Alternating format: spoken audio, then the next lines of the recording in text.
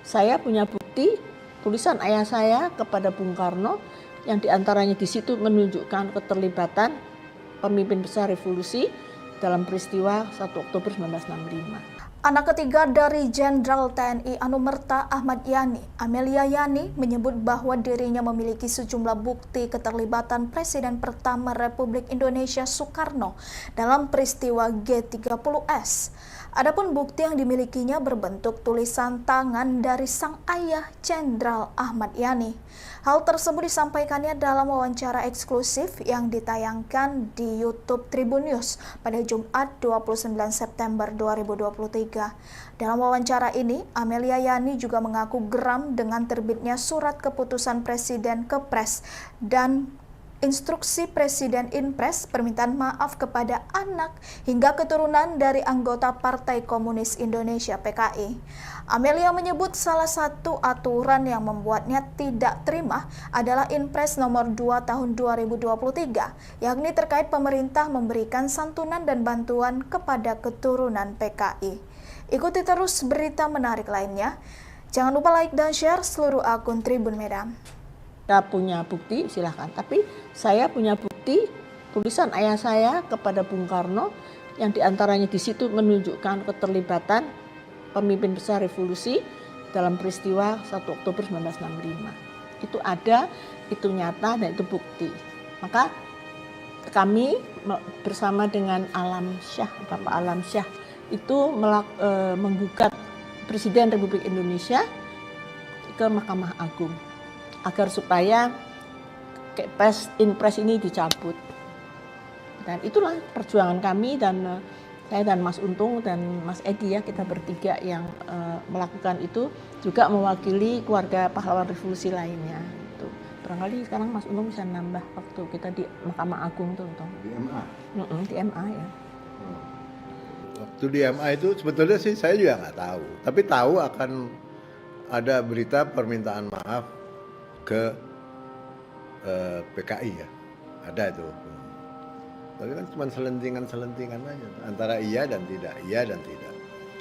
Tiba-tiba keluarlah itu namanya surat Kepres nomor 17 sama Inpres nomor 2. Nggak usah dibaca semua lah, dibaca ini aja, dibaca sebagian ini aja.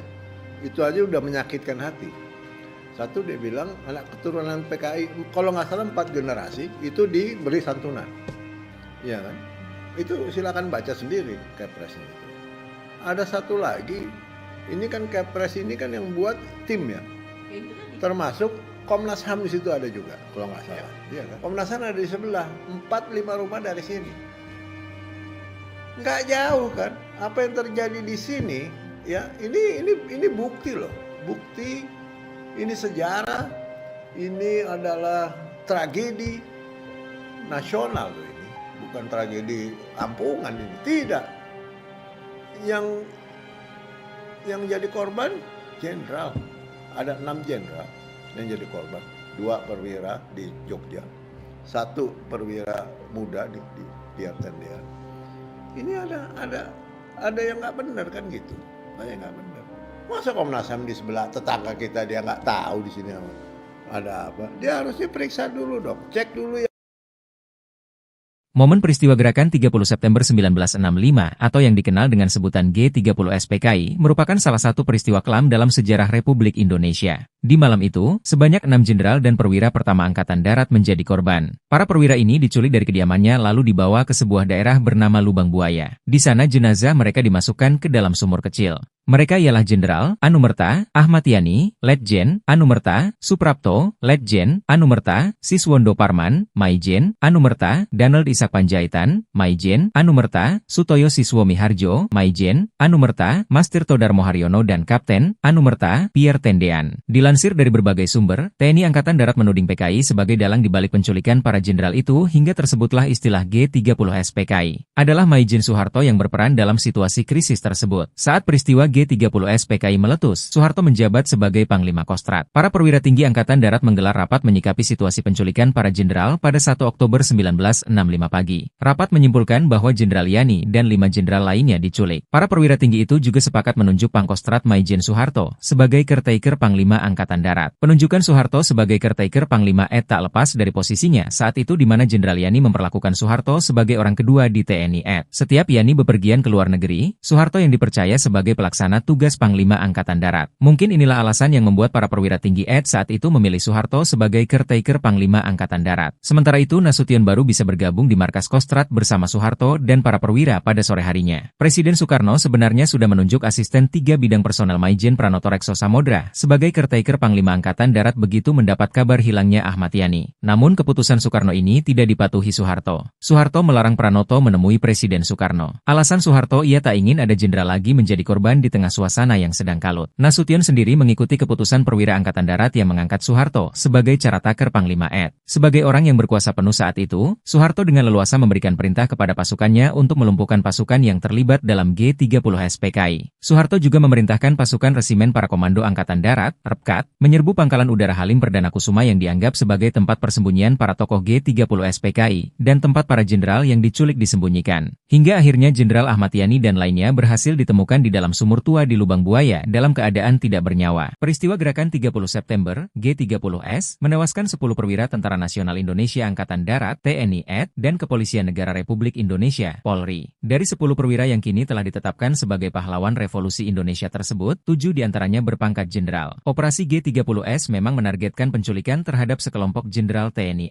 Satu hal yang sering dipertanyakan, kenapa Soeharto tidak diculik dan dibunuh dalam peristiwa G30S? Padahal, pangkat Soeharto saat G30S terjadi adalah Mayor Jenderal dan menjabat Panglima Komando Strategis Angkatan Darat, Kostrat atau Pangkostrat. Jabatan itu membuat Soeharto dipandang sebagai jenderal terpenting yang dilewatkan oleh para pelaku G30S. Rencananya para jenderal tersebut akan diculik dan dibawa ke hadapan Presiden Soekarno. Namun, rencana itu kacau dalam pelaksanaannya. Para jenderal malah dibunuh setelah diculik pada malam 30 September 1965 dan PKI langsung dituding menjadi dalang G30S yang bertujuan mengambil alih kekuasaan pemerintahan di Indonesia. Peristiwa G30S menewaskan 9 perwira TNI dan 1 anggota Polri. Mereka adalah Jenderal TNI Ahmad Yani, Letjen TNI Raden Suprapto, Letjen TNI MT Haryono, Letjen TNI S. Parman, Maijen TNI Dipanjaitan, Maijen TNI Sutoyo Siswomi Harjo, Kapten Pierre Tendean, KS Tubun, Brigjen Katamso, dan Letkol Sugiono. Beberapa korban G30S sebenarnya tidak menjadi target, dan ada pula target operasi yang lolos. Jenderal Nasution dan Brigjen Ahmad Soekendro merupakan 2 jenderal target G30S yang selamat. Dari situlah muncul pertanyaan, di manakah Soeharto saat peristiwa G30S dan mengapa ia tidak diculik atau menjadi target? Jawaban dari pertanyaan itu pernah diungkap Kolonel Abdul Latif, yang diketahui sebagai salah satu tokoh kunci peristiwa G30S. Dalam kesaksiannya kepada Mahkamah Militer, Latif membeberkan alasannya tidak memasukkan nama Soeharto dalam target penculikan. Karena kami anggap Jenderal Soeharto loyalis Bung Karno, maka tidak kami jadikan sasaran, jika Latif seperti dikutip dari buku Gerakan 30 September, Pelaku, Pahlawan, dan Petualang, 2010. Dapat disimpulkan bahwa Soeharto tidak diculik dan dibunuh oleh PKI, karena dianggap sebagai loyalis Presiden Soekarno dan bukan anggota Dewan Jenderal, sehingga tidak masuk dalam daftar target operasi G30S. Latif juga bersaksi bahwa ia memberitahu Soeharto soal rencana penculikan sejumlah jenderal. Langkah ini dilakukan Latif setelah laporannya tidak ditanggapi oleh Pangdam Jaya Maijen Umar Wirahadi Kusumah dan Pangdam Brawijaya Maijen Jenderal Basuki Rahmat. Soeharto juga mengakui ia bertemu dengan Latif menjelang peristiwa G30S. Namun, kesaksiannya terkait pertemuan itu yang berubah-ubah. Dalam wawancara dengan Der Spiegel pada 19 Juni 1970, Soeharto mengaku ditemui di RSPAD Gatot Subroto oleh Latif pada malam 30 September 1965. Katanya, Latif tidak memberi informasi apa-apa, malah akan membunuhnya saat itu juga. Peristiwa G30S PKI atau Gerakan 30 September 1965 yang didalangi Partai Komunis Indonesia (PKI) menjadi cerita kelam dalam perjalanan bangsa Indonesia. Peristiwa itu menyeret pasukan Cakrabirawa, satuan yang dibentuk khusus untuk melindungi atau mengamankan Presiden RI, saat itu Soekarno dan keluarganya. Nama Cakrabirawa pun tercoreng usai peristiwa penculikan para jenderal pahlawan revolusi. Mereka dianggap terlibat dalam peristiwa itu hingga harus dihukum dan dikutuk karena perbuatannya. Hingga sekarang, pasukan Cakrabirawa masih mendapat stigma buruk di masyarakat karena banyak narasi yang menyudutkan mereka melalui bermacam media. Dilansir dari Tribun Medan Sabtu, 28 September 2024, Sulemi, mantan anggota Cakrabirawa dari Kabupaten Purbalingga termasuk yang beruntung masih diberi nafas panjang. Nasibnya tak berakhir di ujung senapan seperti temannya yang dihukum mati. Meski ia harus merasakan siksa pedih di penjara. Dalam wawancara dengan Tribun, beberapa waktu lalu, Sulemi sempat menunjukkan bekas siksaan yang membekas di tubuhnya saat di penjara Salemba. Tubuh Sulemi sampai harus digotong menuju sel karena tak bisa berjalan usai diperiksa. Sulemi meyakinkan ia tak sedang mengarang cerita. Ia hanya menyampaikan pengalamannya. Ia pun siap menanggung risiko atas kejujurannya. Ia selalu membantah tuduhan atas keterlibatannya dengan PKI. Saya lebih baik mati disiksa daripada harus mengakui sebagai komunis, kata Sulemi saat itu. Ia hanyalah seorang prajurit rendah, begitupun teman-temannya sesama anggota Cakrabirawa. Ia tidak mungkin berani mengambil keputusan sendiri untuk menjemput Jenderal Ah Nasution, kecuali atas perintah komandan. Sebagai seorang prajurit, ia hanya melaksanakan perintah untuk kepentingan melindungi negara. Suatu hari di bulan September 1965, Sulemi dan sejumlah anggota Cakrabirawa dikumpulkan oleh Komandan Batalion 1 Kawal Kehormatan, KK, Cakrabirawa Letkol Untung Samsuri. Di situ diumumkan situasi negara sedang gawat. Muncul isu akan ada kudeta dari sejumlah perwira Angkatan Darat pada tanggal 5 Oktober 1965. Isu ini perlu disikapi serius. Cakrabirawa harus siaga untuk melindungi Presiden Soekarno. Terlebih mereka punya tugas khusus untuk melindungi Presiden termasuk dari upaya kudeta. Sulemi termasuk dalam rombongan pasukan yang bertugas menjemput Jenderal Ah Nasution. Pemahaman Sulemi, rombongan pasukannya diperintah untuk menjemput Ah Nasution agar menghadap Presiden Soekarno. Namun, Nasution berhasil lolos keluar dengan melompat pagar. Banyak tak tahu, polisi Sukitman saksi hidup G30S PKI diselamatkan Cakrabirawa Sersan Ishak Bahar. Dalam peristiwa gerakan 30 September, G30S, di Jakarta pada tahun 1965, ada sosok polisi bernama Sukitman yang terlibat secara tidak sengaja. Dihimpun dari berbagai sumber, Sukitman adalah seorang polisi muda yang sempat ikut diculik ke lubang buaya di Cipayung, Jakarta Timur, bersama para jenderal TNI AD. Sukitman tidak hanya menjadi saksi hidup peristiwa G30S, tetapi juga berperan dalam penemuan sumur tua di lubang buaya, yang menjadi lokasi pembuangan 7 jenazah anggota TNI AD korban G30S. Sukitman, korban G30S yang selamat Sukitman lahir di Cimanggu, Kecamatan Palabuhan Ratu, Kabupaten Sukabumi, Jawa Barat, pada 1943. Di usia 18 tahun, ia lulus seleksi masuk Sekolah Polisi Negara di Kramat Jati, Jakarta Timur. Pada 1963, Sukitman menyelesaikan pendidikannya dan dilantik menjadi agen polisi tingkat 2. Ia kemudian memulai karir di Markas Polisi Seksi 8 Kebayoran, Jakarta. Dikisahkan pada 1 Oktober 1965 dini hari, Sukitman sedang berpatroli di Jalan Iskandar Shah, Jakarta Pusat, dekat kediaman Maijen di Panjaitan, salah satu target penculikan G30S. Karena mendengar suara tembakan, Sukitman mendekat ke arah sumber suara. Nahas baginya, ia justru dihadang oleh pasukan pengawal Presiden Cakrabirawa yang terafiliasi dengan Partai Komunis Indonesia, PKI, dan menjadi bagian G30S. Tidak hanya itu, Sukitman turut diangkut bersama Maijen di Panjaitan ke lubang buaya, dalam keadaan mata tertutup dan tangan terikat. Peristiwa itu menjadikan Sukitman sebagai salah satu saksi hidup peristiwa penculikan dan pembunuhan terhadap 7 perwira TNI AD. Sebagai saksi hidup, keberadaan Sukitman tentunya dapat menjadi ancaman bagi para pelaku G30S. Oleh karena itu, Sukitman sebenarnya juga hendak dibunuh di lubang buaya, tetapi dicegah oleh Ishak Bahar. Ishak Bahar adalah seorang sersan mayor dari Batalion Cakrabirawa yang ditugaskan untuk menjaga lubang buaya oleh Letkol Untung, pemimpin Batalion I Cakrabirawa. Ketika para pasukan Cakrabirawa sibuk mengurusi jenazah Jenderal TNI AD, Ishak meminta Sukitman bersembunyi di dalam mobil jeep agar tidak ditembak. Karena itulah, Sukitman bisa selamat dan lolos dari eksekusi di lubang buaya. Penemu lokasi pembuangan 7 korban G30S setelah lolos dari maut karena tertidur pulas di dalam mobil jeep. Sukitman dibawa ke Cijantung untuk dilaporkan ke Sarwo Edhi, Komandan Repkat. Setelah diyakinkan Sarwo Edhi, Sukitman membeberkan pengalamannya di lubang buaya. Berdasarkan petunjuk Sukitman itulah, sumur tua yang menjadi tempat pembuangan 7 perwira TNI AD korban G30S ditemukan pada 3 Oktober 1965. Atas jasa-jasanya, Sukitman mendapatkan kenaikan pangkat dari sebelumnya Ajun Komisaris Polisi, AKP, menjadi Ajun Komisaris Besar Polisi, AKBP. Ia bertugas di Polri sejak 1963 hingga pensiun pada 1998. Sukitman meninggal pada 2007 dalam usia 64 tahun, di Depok, Jawa Barat.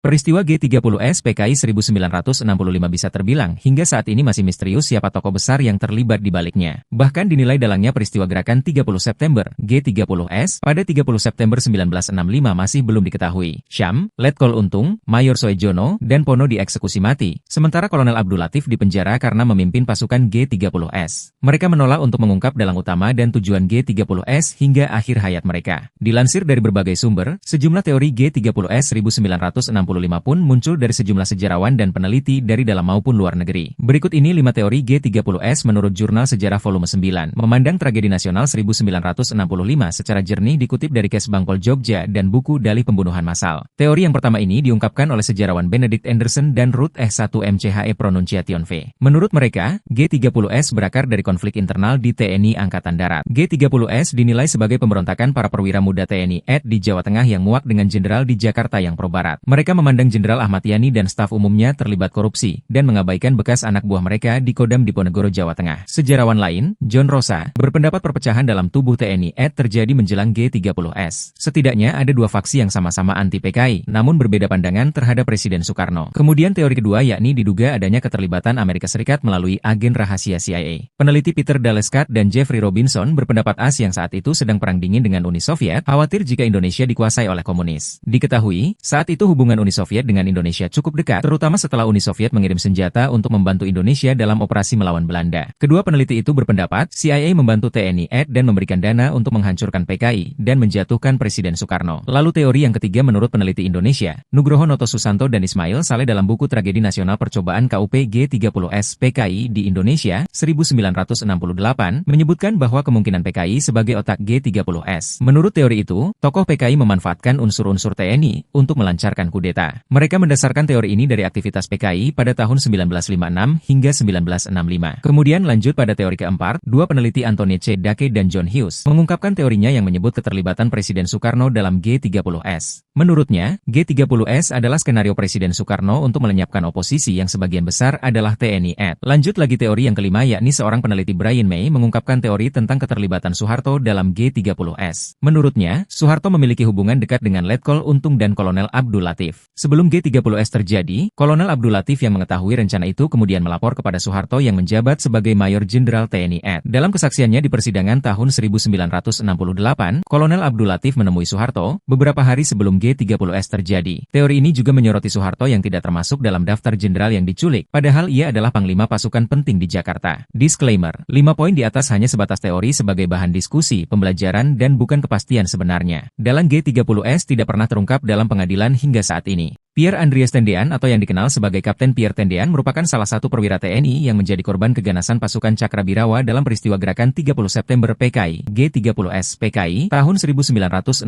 silam. Meskipun menjadi korban, Pierre Tendean yang saat itu baru berusia 26 tahun sebenarnya bukan target dari pasukan pemberontak tersebut. Namun, dia turut menjadi korban demi melindungi pimpinannya, yakni Jenderal Ah Nasution yang saat itu merupakan Menteri Koordinator Pertahanan dan Keamanan sekaligus Kepala Staf Angkatan Bersenjata. Pada masa itu, Pierre Tendean merupakan salah satu ajudan Jenderal Nasution yang selalu mendampingi dan akrab dengan keluarga Nasution karena turut bermukim di rumah Nasution yang terletak di Jalan Teku Umar nomor 40 di Menteng, Jakarta Pusat. Dalam peristiwa nahas itu, Pierre Tendean menunjukkan kesetiaannya kepada sang pemimpin yang telah berhasil melarikan diri saat peristiwa penyerangan. Ketika pasukan tersebut memoncongkan senjata tepat di hadapan Pierre dan mencari keberadaan Jenderal Ah Nasution, dengan tegas Pierre mengaku bahwa dirinya adalah sang jenderal. Pengakuan Pierre Tendean itu pun membuat pasukan Cakrabirawa langsung membawa dan menyekapnya di lubang buaya bersama tahanan lainnya. Wajah Indo Pierre Tendean yang rupawan dan tampan rupanya membuat dirinya mendapatkan julukan dari kawan-kawannya selama melaksanakan pendidikan di Akademi Militer. Ketika berusia 23 tahun, Pierre turut berpartisipasi dalam operasi Dwi Kora Ganyang Malaysia. Dia dipercaya untuk memimpin pasukan sukarela gerilyawan ke negara Federasi Malaysia. Dia juga terlibat dalam operasi penyusupan dan sabotase. Prestasi gemilangnya itu pun membuat karir Pierre melesat hingga dipinang jendela Ah Nasution untuk menjadi ajudannya. Pada malam G30S PKI itu, Pierre Tendean sedianya sudah mengajukan cuti libur untuk merayakan ulang tahun ibundanya. Namun, tugas sebagai ajudan yang cukup padat pada pukul 15 WIB pun membuat Pierre masih berada di Jakarta. Pierre Tendean terbilang akrab dan dekat dengan keluarga Jenderal Nasution, tidak terkecuali dengan putri bungsu sang jenderal, Ade Irma Suryani, yang juga turut menjadi korban dalam peristiwa penyerangan tersebut. Pierre yang kerap kali dipanggil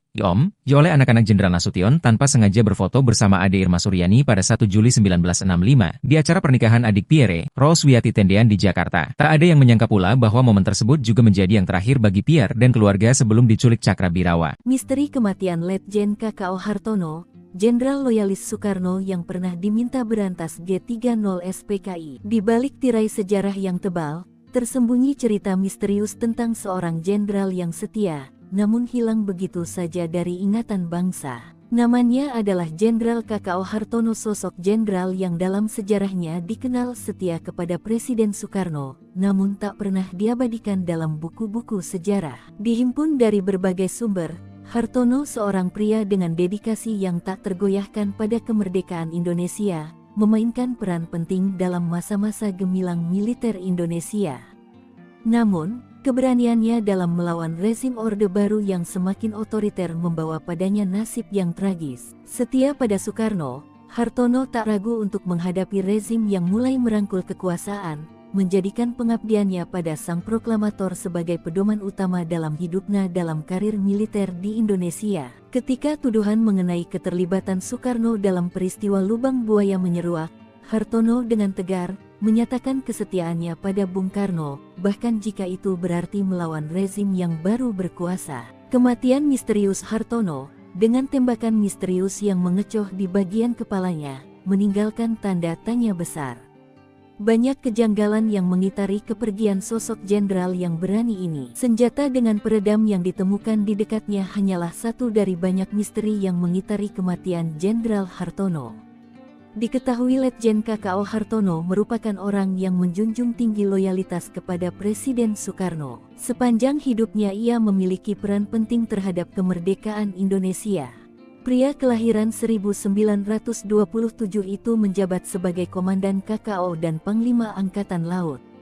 Hartono banyak terlibat dalam memberantas kasus penting termasuk memberantas kasus G30 SPKI. Letjen KKO Hartono terkenal sebagai orang yang sangat setia pada Soekarno. Ketika Soekarno menemui dan meminta KKO menangani kasus yang menewaskan 7 jenderal, dengan lantang Hartono menyanggupinya. Gejolak memanas Orde Baru menjadi titik balik memanasnya politik di Indonesia. Soekarno mendapatkan banyak tuduhan atas kejadian di Lubang Buaya itu. Hartono yang senantiasa setia kepadanya meminta izin untuk melawan rezim Soeharto. Pejah gesang melu, hidup mati ikut Bung Karno. Putih kata Bung Karno, putih kata KKO. Hitam kata Bung Karno, hitam kata KKO, tukas Hartono dalam menjalankan misinya. Nyatanya hadirnya Hartono di samping Soekarno seakan menjadi ancaman dan Hartono dipindahkan ke Kedutaan Besar Korea Utara pada tanggal 9 November tahun 1968. Hartono dan KKO merasa ada yang ingin menyingkirkannya secara perlahan. Dalam tugasnya serta pertemuan Dubes se-Asia Pasifik, Hartono dipanggil kembali ke Indonesia. Tak lama berselang, Hartono ditemukan meninggal dengan luka tembakan pada bagian kepala dan ditemukan pistol dengan peredam di sampingnya. Letjen KKO Hartono dimakamkan di Kalibata pada tanggal 7 Januari tahun 1971. Seluruh keluarga Hartono berangkat dari Pyongyang, Korea Utara, dan baru tiba 2 pekan kemudian ke Indonesia.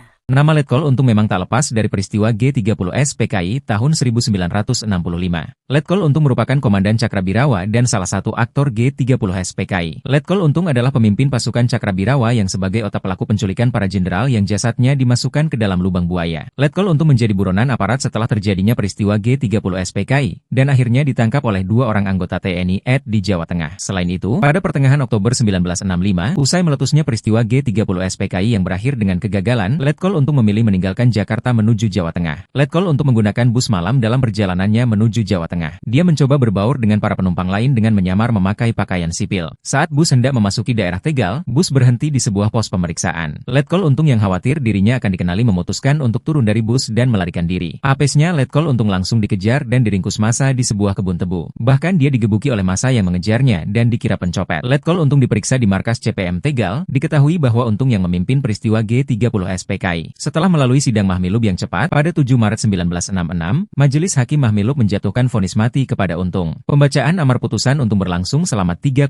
jam setelah itu. Hakim menyatakan bahwa Untung terbukti berpartisipasi dalam peristiwa G30S dalam beberapa rapat di berbagai lokasi. Sebelum dieksekusi di Cimahi, Jawa Barat, pada tahun 1967, Untung akhirnya ditahan. Setelah rangkaian sidang pemeriksaan, Majelis Hakim pada Mahmilub menjatuhkan vonis mati kepada Untung pada 7 Maret 1966. Letkol Untung meneteskan air mata saat mendengar pembacaan vonis mati untuknya. Menurut Ketua Majelis Hakim, Letkol Untung terbukti melanggar semua dakwaan yang disampaikan auditor militer. Bahkan menurut Majelis Hakim, Letkol Untung terbukti memerintahkan mantan bawahannya untuk menculik Menteri Panglima Angkatan Darat Jenderal Ahmad Yani dalam kondisi hidup atau mati. Saya punya bukti tulisan ayah saya kepada Bung Karno yang diantaranya di situ menunjukkan keterlibatan pemimpin besar revolusi dalam peristiwa 1 Oktober 1965. Anak ketiga dari Jenderal TNI Anumerta Ahmad Yani, Amelia Yani, menyebut bahwa dirinya memiliki sejumlah bukti keterlibatan Presiden pertama Republik Indonesia Soekarno dalam peristiwa G30S.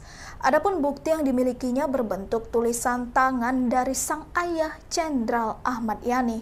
Hal tersebut disampaikannya dalam wawancara eksklusif yang ditayangkan di YouTube Tribun News pada Jumat 29 September 2023. Dalam wawancara ini, Amelia Yani juga mengaku geram dengan terbitnya surat keputusan Presiden Kepres dan instruksi Presiden Inpres permintaan maaf kepada anak hingga keturunan dari anggota Partai Komunis Indonesia (PKI).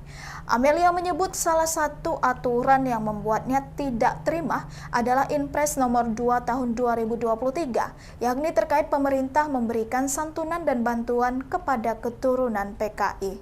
Ikuti terus berita menarik lainnya. Jangan lupa like dan share seluruh akun Tribun Medan. Kita punya bukti, silahkan. Tapi saya punya bukti tulisan ayah saya kepada Bung Karno yang diantaranya di situ menunjukkan keterlibatan pemimpin besar revolusi dalam peristiwa 1 Oktober 1965. Itu ada, itu nyata, dan itu bukti. Maka kami bersama dengan Alam Syah, Bapak Alam Syah, itu menggugat Presiden Republik Indonesia ke Mahkamah Agung agar supaya Inpres ini dicabut. Dan itulah perjuangan kami, dan saya dan Mas Untung dan Mas Edi, ya, kita bertiga yang melakukan itu, juga mewakili keluarga pahlawan revolusi lainnya. Itu barangkali sekarang Mas Untung bisa nambah waktu kita di Mahkamah Agung tuh, Untung. Di MA. Di MA, ya. Waktu di MA itu sebetulnya sih saya juga nggak tahu, tapi tahu akan ada berita permintaan maaf ke PKI, ya, ada itu. Tapi kan cuma selentingan aja, antara iya dan tidak, iya dan tidak. Tiba-tiba keluarlah itu namanya surat Kepres nomor 17 sama Inpres nomor 2. Nggak usah dibaca semua lah, dibaca ini aja, dibaca sebagian ini aja. Itu aja udah menyakitkan hati. Satu, dia bilang anak keturunan PKI, kalau nggak salah 4 generasi, itu diberi santunan. Iya kan? Itu silakan baca sendiri Kepresnya itu. Ada satu lagi, ini kan Kepres ini kan yang buat tim, ya. Termasuk Komnas HAM di situ ada juga, kalau nggak salah. Iya kan? Komnas HAM ada di sebelah, 4-5 rumah dari sini. Nggak jauh kan? Apa yang terjadi di sini, ya, ini bukti loh, bukti.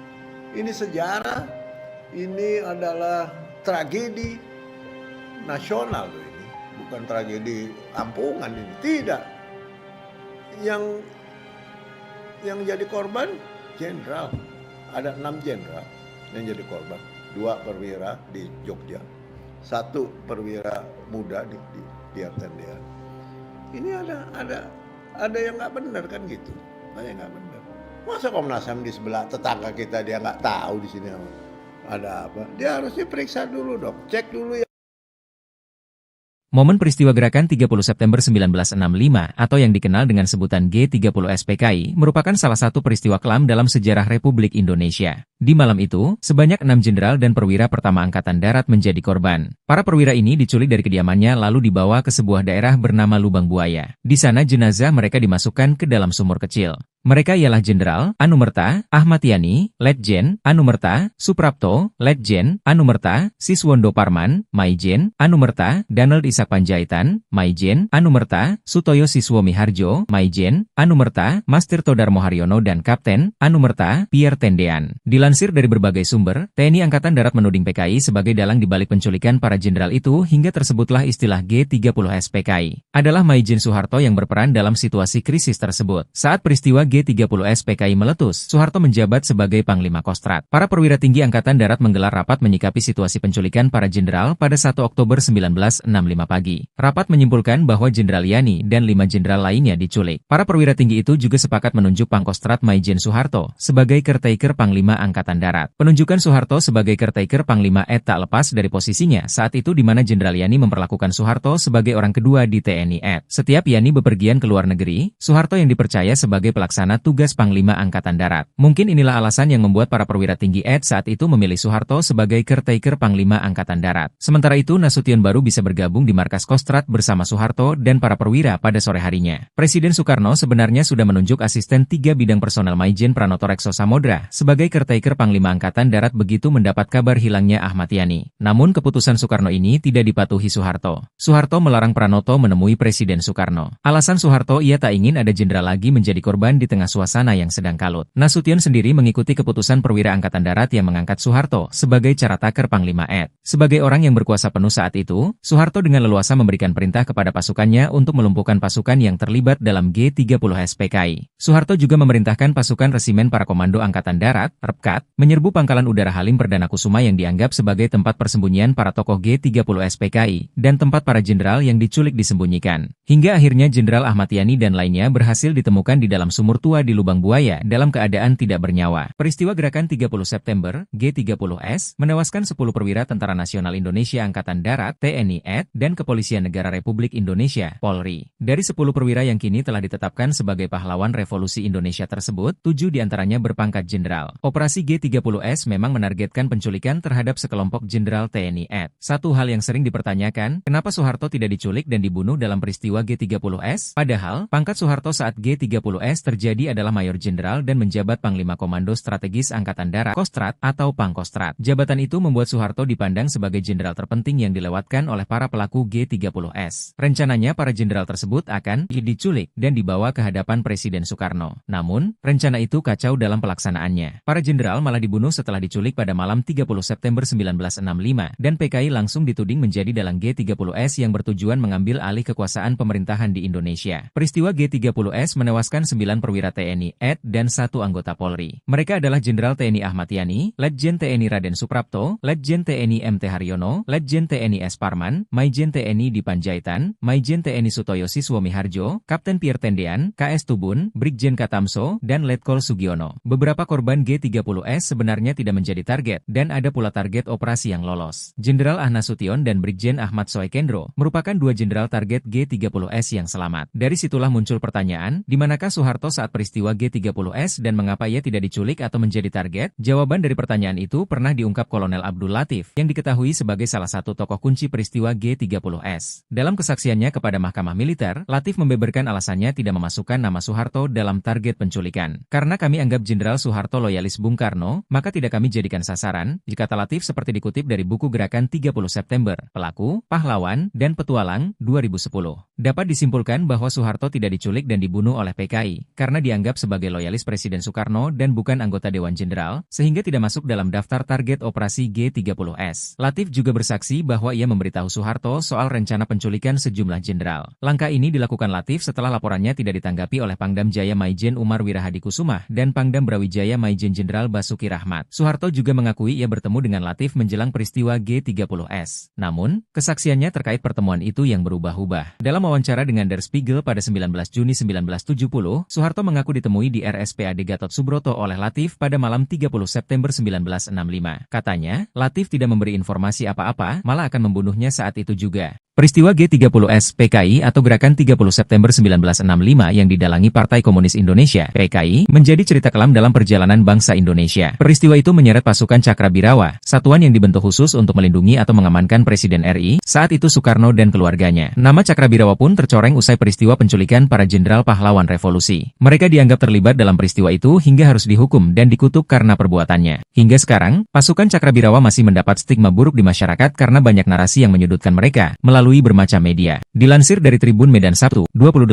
September 2024, Sulemi, mantan anggota Cakrabirawa dari Kabupaten Purbalingga termasuk yang beruntung masih diberi nafas panjang. Nasibnya tak berakhir di ujung senapan seperti temannya yang dihukum mati. Meski ia harus merasakan siksa pedih di penjara. Dalam wawancara dengan Tribun, beberapa waktu lalu, Sulemi sempat menunjukkan bekas siksaan yang membekas di tubuhnya saat di penjara Salemba. Tubuh Sulemi sampai harus digotong menuju sel karena tak bisa berjalan usai diperiksa. Sulemi meyakinkan ia tak sedang mengarang cerita. ia hanya menyampaikan pengalamannya. Ia pun siap menanggung risiko atas kejujurannya. Ia selalu membantah tuduhan atas keterlibatannya dengan PKI. Saya lebih baik mati disiksa daripada harus mengakui sebagai komunis, kata Sulemi saat itu. Ia hanyalah seorang prajurit rendah, begitupun teman-temannya sesama anggota Cakrabirawa. Ia tidak mungkin berani mengambil keputusan sendiri untuk menjemput Jenderal Ah Nasution, kecuali atas perintah komandan. Sebagai seorang prajurit, ia hanya melaksanakan perintah untuk kepentingan melindungi negara. Suatu hari di bulan September 1965, Sulemi dan sejumlah anggota Cakrabirawa dikumpulkan oleh Komandan Batalion 1 Kawal Kehormatan, KK, Cakrabirawa Letkol Untung Samsuri. Di situ diumumkan situasi negara sedang gawat. Muncul isu akan ada kudeta dari sejumlah perwira Angkatan Darat pada tanggal 5 Oktober 1965. Isu ini perlu disikapi serius. Cakrabirawa harus siaga untuk melindungi Presiden Soekarno. Terlebih mereka punya tugas khusus untuk melindungi Presiden termasuk dari upaya kudeta. Sulemi termasuk dalam rombongan pasukan yang bertugas menjemput Jenderal Ah Nasution. Pemahaman Sulemi, rombongan pasukannya diperintah untuk menjemput Ah Nasution agar menghadap Presiden Soekarno. Namun, Nasution berhasil lolos keluar dengan melompat pagar. Banyak tak tahu, polisi Sukitman saksi hidup G30S PKI diselamatkan Cakrabirawa Sersan Ishak Bahar. Dalam peristiwa gerakan 30 September, G30S, di Jakarta pada tahun 1965, ada sosok polisi bernama Sukitman yang terlibat secara tidak sengaja.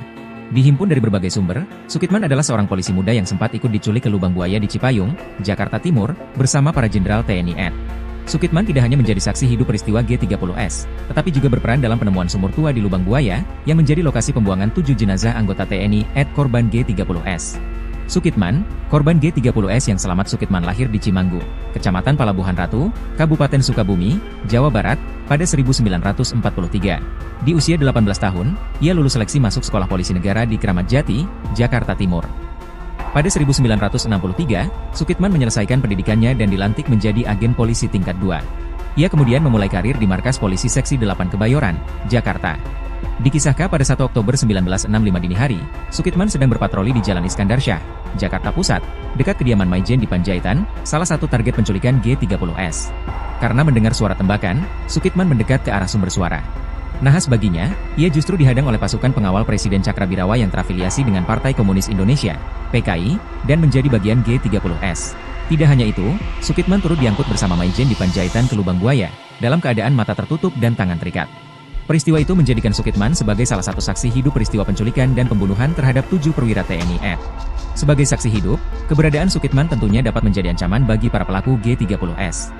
Oleh karena itu, Sukitman sebenarnya juga hendak dibunuh di lubang buaya, tetapi dicegah oleh Ishak Bahar. Ishak Bahar adalah seorang sersan mayor dari Batalion Cakrabirawa yang ditugaskan untuk menjaga lubang buaya oleh Letkol Untung, pemimpin Batalion I Cakrabirawa. Ketika para pasukan Cakrabirawa sibuk mengurusi jenazah Jenderal TNI AD, Ishak meminta Sukitman bersembunyi di dalam mobil jeep agar tidak ditembak. Karena itulah, Sukitman bisa selamat dan lolos dari eksekusi di lubang buaya. Penemu lokasi pembuangan 7 korban G30S setelah lolos dari maut karena tertidur pulas di dalam mobil jeep, Sukitman dibawa ke Cijantung untuk dilaporkan ke Sarwo Edhi, Komandan Repkat. Setelah diyakinkan Sarwo Edhi, Sukitman membeberkan pengalamannya di lubang buaya. Berdasarkan petunjuk Sukitman itulah, sumur tua yang menjadi tempat pembuangan 7 perwira TNI AD korban G30S ditemukan pada 3 Oktober 1965. Atas jasa-jasanya, Sukitman mendapatkan kenaikan pangkat dari sebelumnya Ajun Komisaris Polisi, AKP, menjadi Ajun Komisaris Besar Polisi, AKBP. Ia bertugas di Polri sejak 1963 hingga pensiun pada 1998. Sukitman meninggal pada 2007 dalam usia 64 tahun, di Depok, Jawa Barat.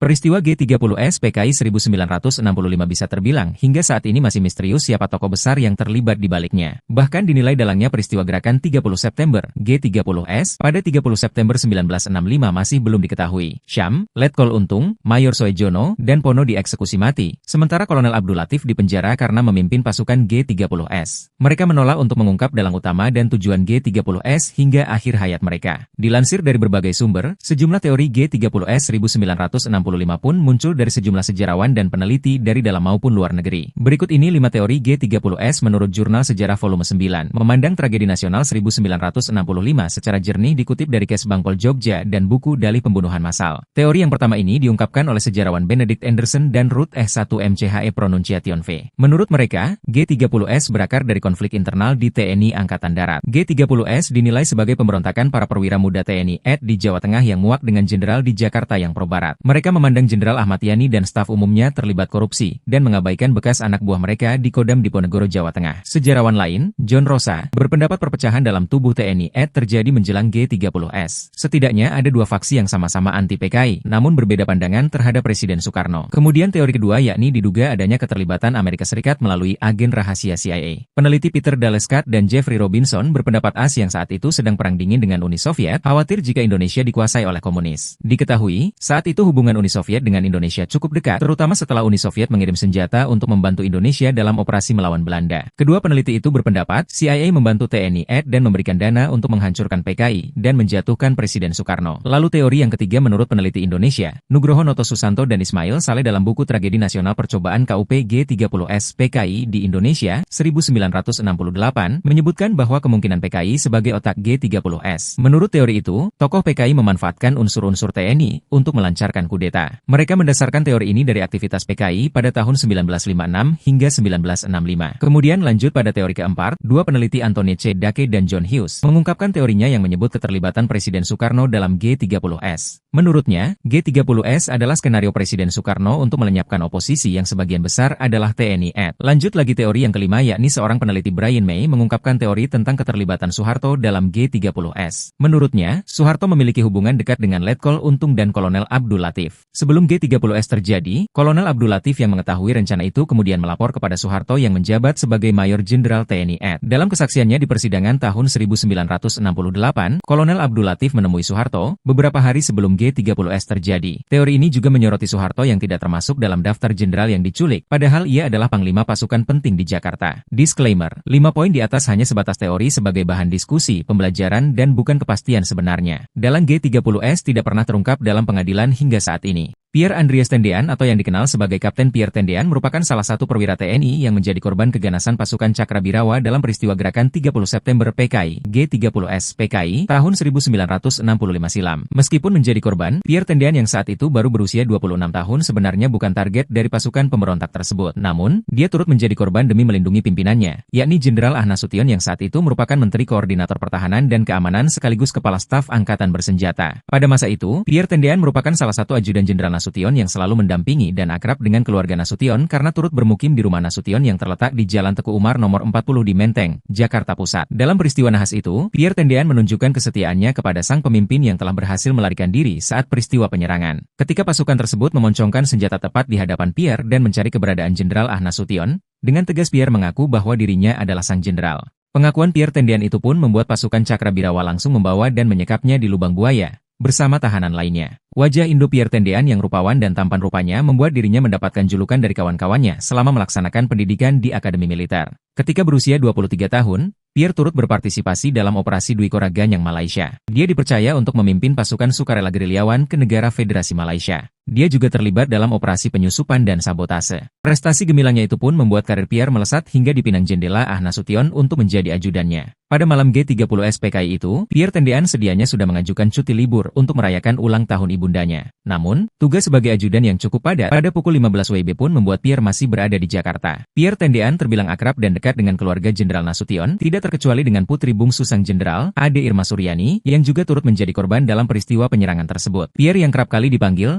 Om oleh anak-anak Jenderal Nasution tanpa sengaja berfoto bersama Ade Irma Suryani pada 1 Juli 1965 di acara pernikahan adik Pierre, Roswiati Tendean di Jakarta. Tak ada yang menyangka pula bahwa momen tersebut juga menjadi yang terakhir bagi Pierre dan keluarga sebelum diculik Cakrabirawa. Misteri kematian Letjen KKO Hartono, Jenderal Loyalis Soekarno yang pernah diminta berantas G30S PKI. Di balik tirai sejarah yang tebal, tersembunyi cerita misterius tentang seorang jenderal yang setia, namun hilang begitu saja dari ingatan bangsa. Namanya adalah Jenderal KKO Hartono, sosok jenderal yang dalam sejarahnya dikenal setia kepada Presiden Soekarno, namun tak pernah diabadikan dalam buku-buku sejarah. Dihimpun dari berbagai sumber, Hartono seorang pria dengan dedikasi yang tak tergoyahkan pada kemerdekaan Indonesia, memainkan peran penting dalam masa-masa gemilang militer Indonesia.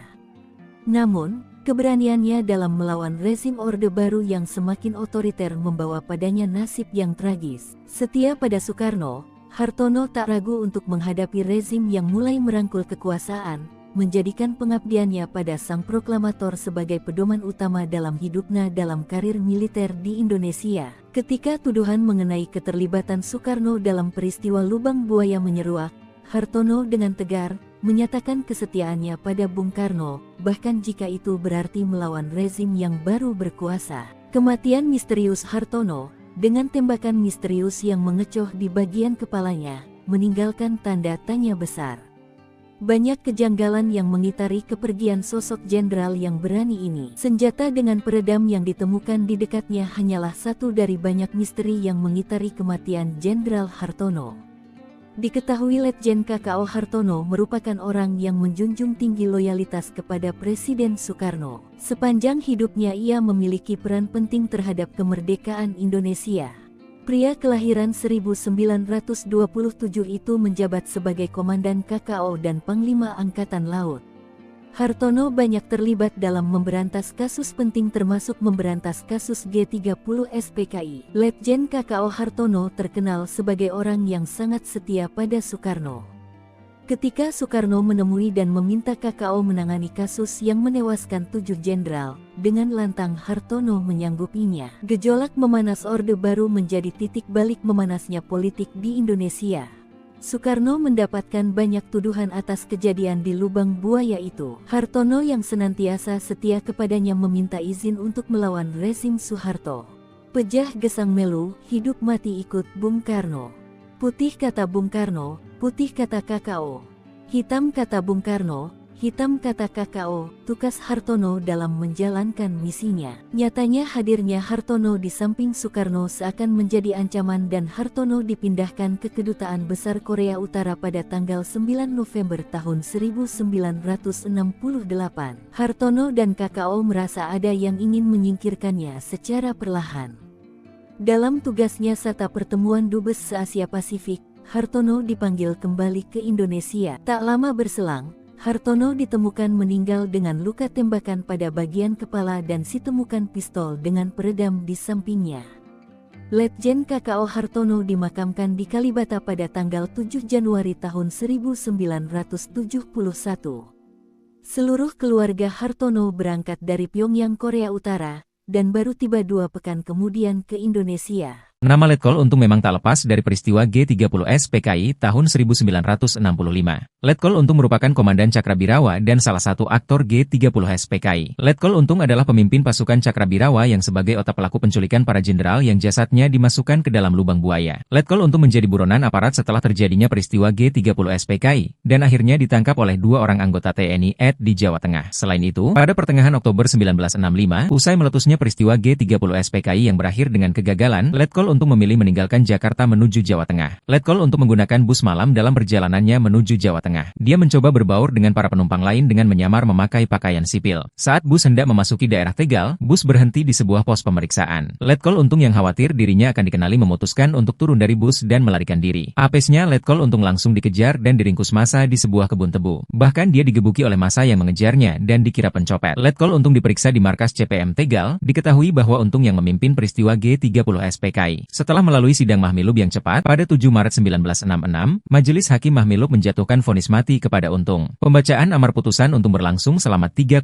jam setelah itu. Hakim menyatakan bahwa Untung terbukti berpartisipasi dalam peristiwa G30S dalam beberapa rapat di berbagai lokasi. Sebelum dieksekusi di Cimahi, Jawa Barat, pada tahun 1967, Untung akhirnya ditahan. Setelah rangkaian sidang pemeriksaan, Majelis Hakim pada Mahmilub menjatuhkan vonis mati kepada Untung pada 7 Maret 1966. Letkol Untung meneteskan air mata saat mendengar pembacaan vonis mati untuknya. Menurut Ketua Majelis Hakim, Letkol Untung terbukti melanggar semua dakwaan yang disampaikan auditor militer. Bahkan menurut Majelis Hakim, Letkol Untung terbukti memerintahkan mantan bawahannya untuk menculik Menteri Panglima Angkatan Darat Jenderal Ahmad Yani dalam kondisi hidup atau mati. Saya punya bukti tulisan ayah saya kepada Bung Karno yang diantaranya di situ menunjukkan keterlibatan pemimpin besar revolusi dalam peristiwa 1 Oktober 1965. Anak ketiga dari Jenderal TNI Anumerta Ahmad Yani, Amelia Yani, menyebut bahwa dirinya memiliki sejumlah bukti keterlibatan Presiden pertama Republik Indonesia Soekarno dalam peristiwa G30S. Adapun bukti yang dimilikinya berbentuk tulisan tangan dari sang ayah Jenderal Ahmad Yani. Hal tersebut disampaikannya dalam wawancara eksklusif yang ditayangkan di YouTube Tribun News pada Jumat 29 September 2023. Dalam wawancara ini, Amelia Yani juga mengaku geram dengan terbitnya surat keputusan Presiden Kepres dan Instruksi Presiden Inpres permintaan maaf kepada anak hingga keturunan dari anggota Partai Komunis Indonesia (PKI). Amelia menyebut salah satu aturan yang membuatnya tidak terima adalah Inpres nomor 2 tahun 2023, yakni terkait pemerintah memberikan santunan dan bantuan kepada keturunan PKI. Ikuti terus berita menarik lainnya.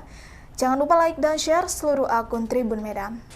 Kita punya bukti, silahkan. Tapi saya punya bukti tulisan ayah saya kepada Bung Karno yang diantaranya di situ menunjukkan keterlibatan pemimpin besar revolusi dalam peristiwa 1 Oktober 1965. Itu ada, itu nyata, dan itu bukti. Maka kami bersama dengan Alam Syah, Bapak Alam Syah, itu menggugat Presiden Republik Indonesia ke Mahkamah Agung agar supaya Inpres ini dicabut. Dan itulah perjuangan kami, dan saya dan Mas Untung dan Mas Edi, ya, kita bertiga yang melakukan itu, juga mewakili keluarga pahlawan revolusi lainnya. Itu barangkali sekarang Mas Untung bisa nambah waktu kita di Mahkamah Agung tuh, Untung. Di MA. Di MA, ya. Waktu di MA itu sebetulnya sih saya juga nggak tahu, tapi tahu akan ada berita permintaan maaf ke PKI, ya, ada itu. Tapi kan cuma selentingan aja, antara iya dan tidak, iya dan tidak. Tiba-tiba keluarlah itu namanya surat Kepres nomor 17 sama Inpres nomor 2. Nggak usah dibaca semua lah, dibaca ini aja, dibaca sebagian ini aja. Itu aja udah menyakitkan hati. Satu, dia bilang anak keturunan PKI, kalau nggak salah 4 generasi itu diberi santunan, ya kan? Itu silakan baca sendiri Kepresnya itu. Ada satu lagi, ini kan Kepres ini kan yang buat tim, ya, termasuk Komnas HAM di situ ada juga, kalau nggak salah. Iya kan? Komnas HAM ada di sebelah, 4-5 rumah dari sini. Nggak jauh kan? Apa yang terjadi di sini, ya, ini bukti loh, bukti. Ini sejarah, ini adalah tragedi nasional ini, bukan tragedi kampungan ini, tidak.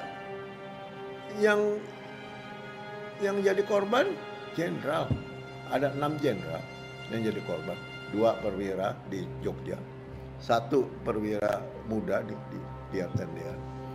Ini ada yang nggak benar kan gitu, ada yang nggak benar. Masa Komnas HAM di sebelah tetangga kita dia nggak tahu di sini ada apa? Dia harusnya periksa dulu dong, cek dulu ya.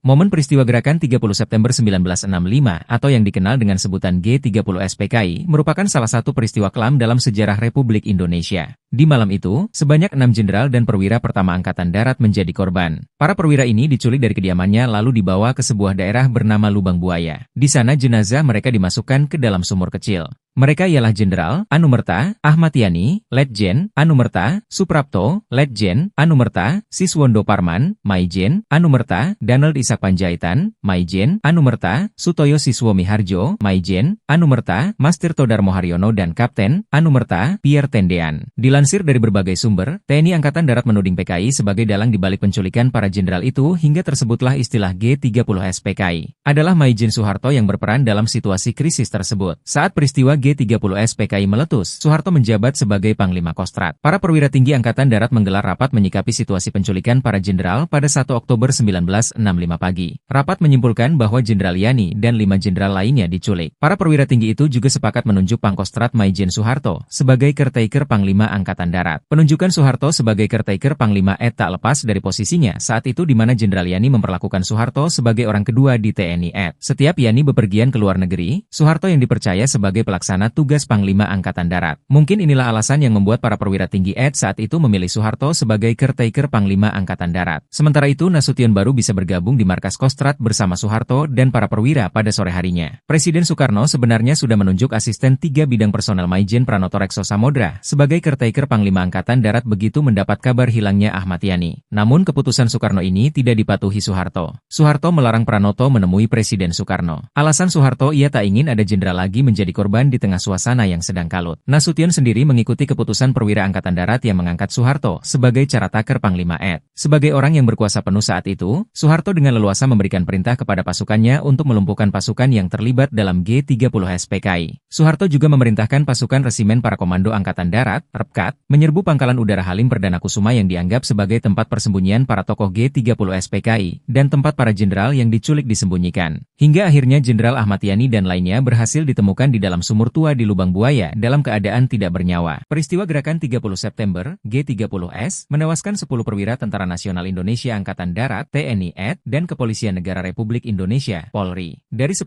perwira yang kini telah ditetapkan sebagai pahlawan revolusi Indonesia tersebut, 7 diantaranya berpangkat jenderal. Operasi G30S memang menargetkan penculikan terhadap sekelompok jenderal TNI AD. Satu hal yang sering dipertanyakan, kenapa Soeharto tidak diculik dan dibunuh dalam peristiwa G30S? Padahal, pangkat Soeharto saat G30S terjadi adalah Mayor Jenderal dan menjabat Panglima Komando Strategis Angkatan Darat, Kostrad atau Pangkostrat. Jabatan itu membuat Soeharto dipandang sebagai jenderal terpenting yang dilewatkan oleh para pelaku G30S. Rencananya para jenderal tersebut akan diculik dan dibawa ke hadapan Presiden Soekarno. Namun, rencana itu kacau dalam pelaksanaannya. Para jenderal malah dibunuh setelah diculik pada malam 30 September 1965 dan PKI langsung dituding menjadi dalang G30S yang bertujuan mengambil alih kekuasaan pemerintahan di Indonesia. Peristiwa G30S menewaskan 9 perwira TNI AD dan 1 anggota Polri. Mereka adalah Jenderal TNI Ahmad Yani, Letjen TNI Raden Suprapto, Letjen TNI MT Haryono, Letjen TNI S. Parman, Maijen TNI Dipanjaitan, Maijen TNI Sutoyo Siswomiharjo, Kapten Pierre Tendean, KS Tubun, Brigjen Katamso, dan Letkol Sugiono. Beberapa korban G30S sebenarnya tidak menjadi target, dan ada pula target operasi yang lolos. Jenderal Nasution dan Brigjen Ahmad Soekendro merupakan 2 jenderal target G30S yang selamat. Dari situlah muncul pertanyaan, di manakah Soeharto saat peristiwa G30S dan mengapa ia tidak diculik atau menjadi target? Jawaban dari pertanyaan itu pernah diungkap Kolonel Abdul Latif, yang diketahui sebagai salah satu tokoh kunci peristiwa G30S. Dalam kesaksiannya kepada Mahkamah Militer, Latif membeberkan alasannya tidak memasukkan nama Soeharto dalam target penculikan. Karena kami anggap Jenderal Soeharto loyalis Bung Karno, maka tidak kami jadikan sasaran, kata Latif seperti dikutip dari buku Gerakan 30 September, Pelaku, Pahlawan, dan Petualang, 2010. Dapat disimpulkan bahwa Soeharto tidak diculik dan dibunuh oleh PKI, karena dianggap sebagai loyalis Presiden Soekarno dan bukan anggota Dewan Jenderal, sehingga tidak masuk dalam daftar target operasi G30S. Latif juga bersaksi bahwa ia memberitahu Soeharto soal rencana penculikan sejumlah jenderal. Langkah ini dilakukan Latif setelah laporannya tidak ditanggapi oleh Pangdam Jaya Maijen Umar Wirahadi Kusumah dan Pangdam Brawijaya Maijen Jenderal Basuki Rahmat. Soeharto juga mengakui ia bertemu dengan Latif menjelang peristiwa G30S. Namun, kesaksiannya terkait pertemuan itu yang berubah-ubah. Dalam wawancara dengan Der Spiegel pada 19 Juni 1970, Soeharto mengaku ditemui di RSPAD Gatot Subroto oleh Latif pada malam 30 September 1965. Katanya, Latif tidak memberi informasi apa-apa, malah akan membunuhnya saat itu juga. Peristiwa G30S PKI atau Gerakan 30 September 1965 yang didalangi Partai Komunis Indonesia (PKI) menjadi cerita kelam dalam perjalanan bangsa Indonesia. Peristiwa itu menyeret pasukan Cakrabirawa, satuan yang dibentuk khusus untuk melindungi atau mengamankan Presiden RI, saat itu Soekarno dan keluarganya. Nama Cakrabirawa pun tercoreng usai peristiwa penculikan para jenderal pahlawan revolusi. Mereka dianggap terlibat dalam peristiwa itu hingga harus dihukum dan dikutuk karena perbuatannya. Hingga sekarang, pasukan Cakrabirawa masih mendapat stigma buruk di masyarakat karena banyak narasi yang menyudutkan mereka melalui bermacam media. Dilansir dari Tribun Medan Sabtu, 28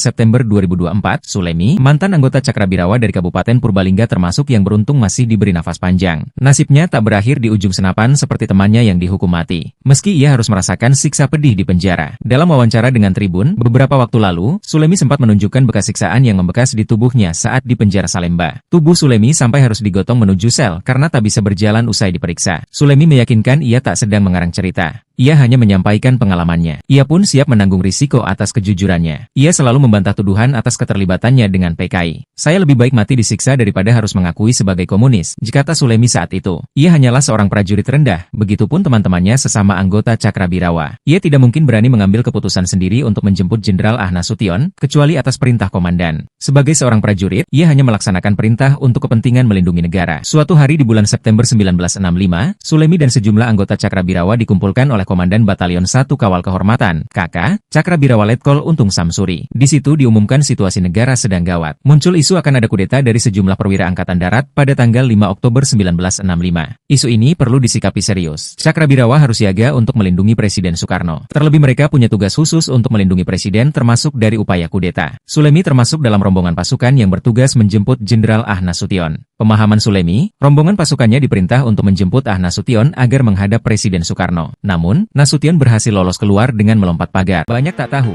polisi Sukitman saksi hidup G30S PKI diselamatkan Cakrabirawa Sersan Ishak Bahar.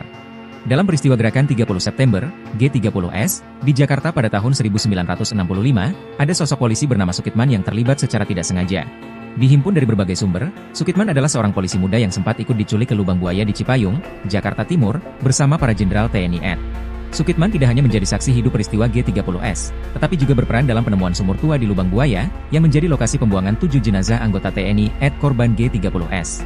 Sukitman, korban G30S yang selamat Sukitman lahir di Cimanggu, Kecamatan Palabuhan Ratu, Kabupaten Sukabumi, Jawa Barat, pada 1943. Di usia 18 tahun, ia lulus seleksi masuk Sekolah Polisi Negara di Kramat Jati, Jakarta Timur. Pada 1963, Sukitman menyelesaikan pendidikannya dan dilantik menjadi agen polisi tingkat 2. Ia kemudian memulai karir di Markas Polisi Seksi 8 Kebayoran, Jakarta. Dikisahkan pada 1 Oktober 1965 dini hari, Sukitman sedang berpatroli di Jalan Iskandar Syah, Jakarta Pusat, dekat kediaman Maijen di Panjaitan, salah satu target penculikan G30S. Karena mendengar suara tembakan, Sukitman mendekat ke arah sumber suara. Nahas baginya, ia justru dihadang oleh pasukan pengawal Presiden Cakrabirawa yang terafiliasi dengan Partai Komunis Indonesia, PKI, dan menjadi bagian G30S. Tidak hanya itu, Sukitman turut diangkut bersama Maijen di Panjaitan ke lubang buaya, dalam keadaan mata tertutup dan tangan terikat. Peristiwa itu menjadikan Sukitman sebagai salah satu saksi hidup peristiwa penculikan dan pembunuhan terhadap 7 perwira TNI AD. Sebagai saksi hidup, keberadaan Sukitman tentunya dapat menjadi ancaman bagi para pelaku G30S. Oleh karena itu, Sukitman sebenarnya juga hendak dibunuh di lubang buaya, tetapi dicegah oleh Ishak Bahar. Ishak Bahar adalah seorang sersan mayor dari Batalion Cakrabirawa yang ditugaskan untuk menjaga lubang buaya oleh Letkol Untung, pemimpin Batalion I Cakrabirawa. Ketika para pasukan Cakrabirawa sibuk mengurusi jenazah Jenderal TNI AD, Ishak meminta Sukitman bersembunyi di dalam mobil jeep agar tidak ditembak. Karena itulah, Sukitman bisa selamat dan lolos dari eksekusi di lubang buaya. Penemu lokasi pembuangan 7 korban G30S setelah lolos dari maut karena tertidur pulas di dalam mobil jeep. Sukitman dibawa ke Cijantung untuk dilaporkan ke Sarwo Edhi, Komandan Repkat. Setelah diyakinkan Sarwo Edhi, Sukitman membeberkan pengalamannya di lubang buaya. Berdasarkan petunjuk Sukitman itulah, sumur tua yang menjadi tempat pembuangan 7 perwira TNI AD korban G30S ditemukan pada 3 Oktober 1965. Atas jasa-jasanya, Sukitman mendapatkan kenaikan pangkat dari sebelumnya Ajun Komisaris Polisi, AKP, menjadi Ajun Komisaris Besar Polisi, AKBP. Ia bertugas di Polri sejak 1963 hingga pensiun pada 1998. Sukitman meninggal pada 2007 dalam usia 64 tahun, di Depok, Jawa Barat.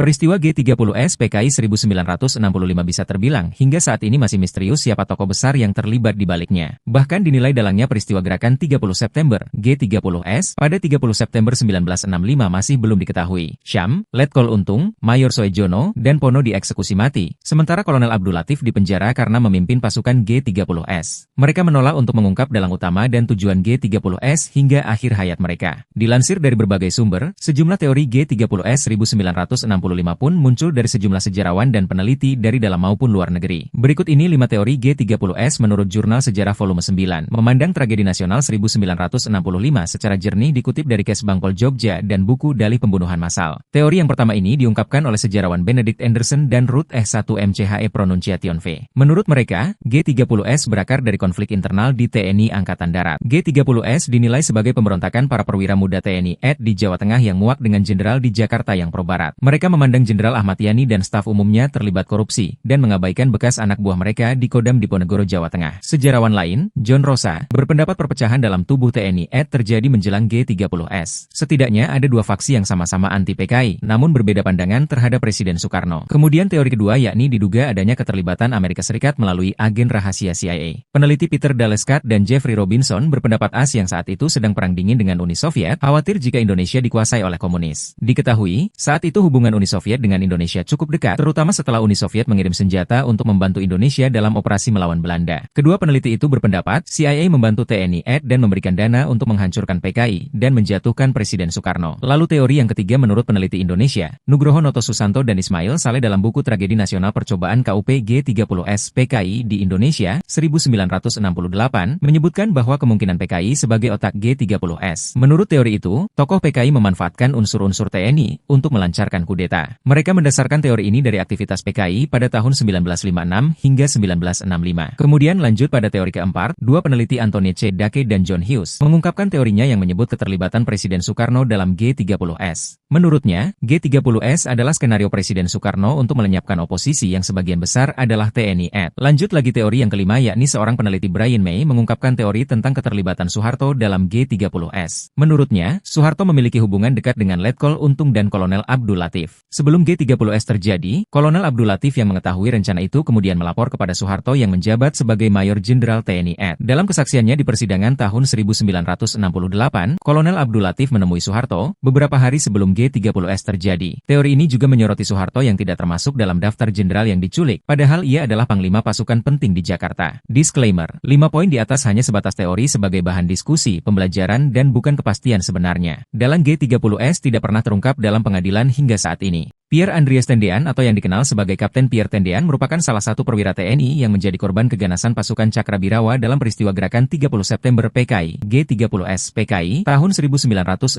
silam. Meskipun menjadi korban, Pierre Tendean yang saat itu baru berusia 26 tahun sebenarnya bukan target dari pasukan pemberontak tersebut. Namun, dia turut menjadi korban demi melindungi pimpinannya, yakni Jenderal Ahmad Nasution yang saat itu merupakan Menteri Koordinator Pertahanan dan Keamanan sekaligus Kepala Staf Angkatan Bersenjata. Pada masa itu, Pierre Tendean merupakan salah satu ajudan Jenderal Nasution yang selalu mendampingi dan akrab dengan keluarga Nasution karena turut bermukim di rumah Nasution yang terletak di Jalan Teku Umar nomor 40 di Menteng, Jakarta Pusat. Dalam peristiwa nahas itu, Pierre Tendean menunjukkan kesetiaannya kepada sang pemimpin yang telah berhasil melarikan diri saat peristiwa penyerangan. Ketika pasukan tersebut memoncongkan senjata tepat di hadapan Pierre dan mencari keberadaan Jenderal Ahmad Nasution, dengan tegas Pierre mengaku bahwa dirinya adalah sang jenderal. Pengakuan Pierre Tendean itu pun membuat pasukan Cakrabirawa langsung membawa dan menyekapnya di lubang buaya bersama tahanan lainnya. Wajah Indo Pierre Tendean yang rupawan dan tampan rupanya membuat dirinya mendapatkan julukan dari kawan-kawannya selama melaksanakan pendidikan di Akademi Militer. Ketika berusia 23 tahun, Pierre turut berpartisipasi dalam operasi Dwi Kora Ganyang Malaysia. Dia dipercaya untuk memimpin pasukan sukarela gerilyawan ke negara Federasi Malaysia. Dia juga terlibat dalam operasi penyusupan dan sabotase. Prestasi gemilangnya itu pun membuat karir Pierre melesat hingga dipinang jendela Ahmad Nasution untuk menjadi ajudannya. Pada malam G30S PKI itu, Pierre Tendean sedianya sudah mengajukan cuti libur untuk merayakan ulang tahun ibundanya. Namun, tugas sebagai ajudan yang cukup padat pada pukul 15 WIB pun membuat Pierre masih berada di Jakarta. Pierre Tendean terbilang akrab dan dekat dengan keluarga Jenderal Nasution, tidak terkecuali dengan putri bungsu sang jenderal, Ade Irma Suryani, yang juga turut menjadi korban dalam peristiwa penyerangan tersebut. Pierre yang kerap kali dipanggil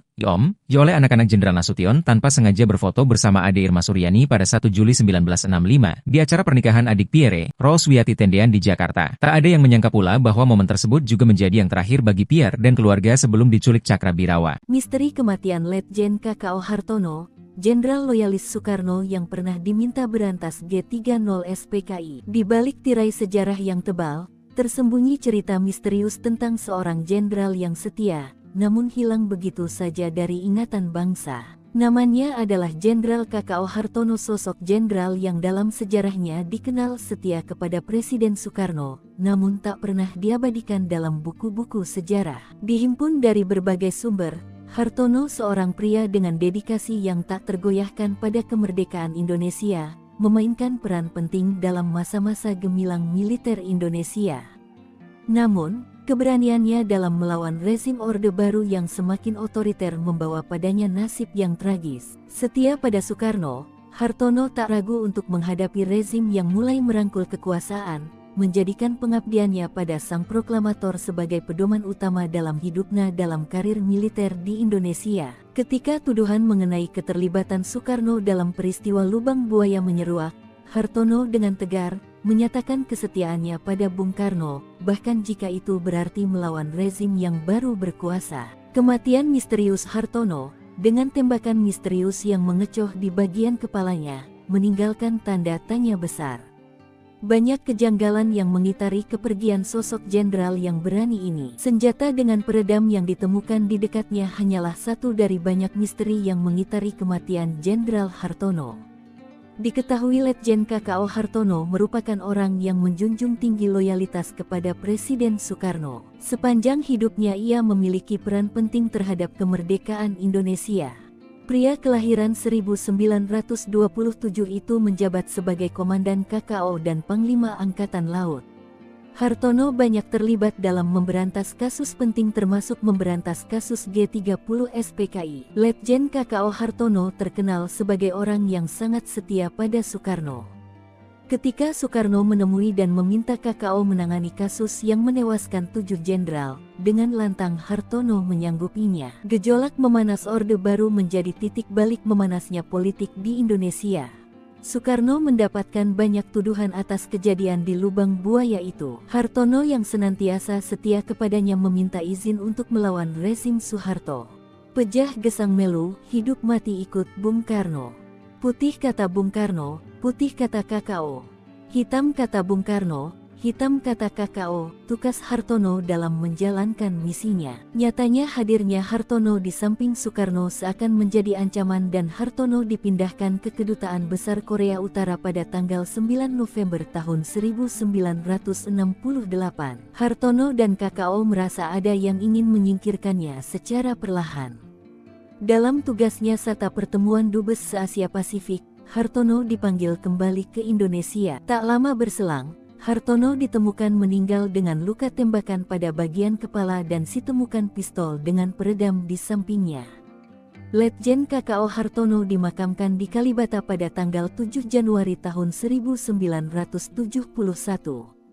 Seluruh keluarga Hartono berangkat dari Pyongyang, Korea Utara, dan baru tiba 2 pekan kemudian ke Indonesia. Nama Letkol Untung memang tak lepas dari peristiwa G30 SPKI tahun 1965. Letkol Untung merupakan komandan Cakrabirawa dan salah satu aktor G30 SPKI. Letkol Untung adalah pemimpin pasukan Cakrabirawa yang sebagai otak pelaku penculikan para jenderal yang jasadnya dimasukkan ke dalam lubang buaya. Letkol Untung menjadi buronan aparat setelah terjadinya peristiwa G30 SPKI, dan akhirnya ditangkap oleh 2 orang anggota TNI AD di Jawa Tengah. Selain itu, pada pertengahan Oktober 1965, usai meletusnya peristiwa G30 SPKI yang berakhir dengan kegagalan, Letkol Untung memilih meninggalkan Jakarta menuju Jawa Tengah. Letkol Untung menggunakan bus malam dalam perjalanannya menuju Jawa Tengah. Dia mencoba berbaur dengan para penumpang lain dengan menyamar memakai pakaian sipil. Saat bus hendak memasuki daerah Tegal, bus berhenti di sebuah pos pemeriksaan. Letkol Untung yang khawatir dirinya akan dikenali memutuskan untuk turun dari bus dan melarikan diri. Apesnya Letkol Untung langsung dikejar dan diringkus massa di sebuah kebun tebu. Bahkan dia digebuki oleh massa yang mengejarnya dan dikira pencopet. Letkol Untung diperiksa di markas CPM Tegal. Diketahui bahwa Untung yang memimpin peristiwa G30 SPKI. Setelah melalui sidang Mahmilub yang cepat, pada 7 Maret 1966, Majelis Hakim Mahmilub menjatuhkan vonis mati kepada Untung. Pembacaan amar putusan Untung berlangsung selama 3,5 jam setelah itu. Hakim menyatakan bahwa Untung terbukti berpartisipasi dalam peristiwa G30S dalam beberapa rapat di berbagai lokasi. Sebelum dieksekusi di Cimahi, Jawa Barat, pada tahun 1967, Untung akhirnya ditahan. Setelah rangkaian sidang pemeriksaan, Majelis Hakim pada Mahmilub menjatuhkan vonis mati kepada Untung pada 7 Maret 1966. Letkol Untung meneteskan air mata saat mendengar pembacaan vonis mati untuknya. Menurut Ketua Majelis Hakim, Letkol Untung terbukti melanggar semua dakwaan yang disampaikan auditor militer. Bahkan menurut Majelis Hakim, Letkol Untung terbukti memerintahkan mantan bawahannya untuk menculik Menteri Panglima Angkatan Darat Jenderal Ahmad Yani dalam kondisi hidup atau mati. Saya punya bukti tulisan ayah saya kepada Bung Karno yang diantaranya di situ menunjukkan keterlibatan pemimpin besar revolusi dalam peristiwa 1 Oktober 1965. Anak ketiga dari Jenderal TNI Anumerta Ahmad Yani, Amelia Yani, menyebut bahwa dirinya memiliki sejumlah bukti keterlibatan Presiden pertama Republik Indonesia Soekarno dalam peristiwa G30S.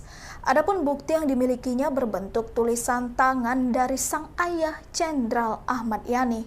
Hal tersebut disampaikannya dalam wawancara eksklusif yang ditayangkan di YouTube Tribun News pada Jumat 29 September 2023. Dalam wawancara ini, Amelia Yani juga mengaku geram dengan terbitnya surat keputusan Presiden Kepres dan Instruksi Presiden Inpres permintaan maaf kepada anak hingga keturunan dari anggota Partai Komunis Indonesia (PKI).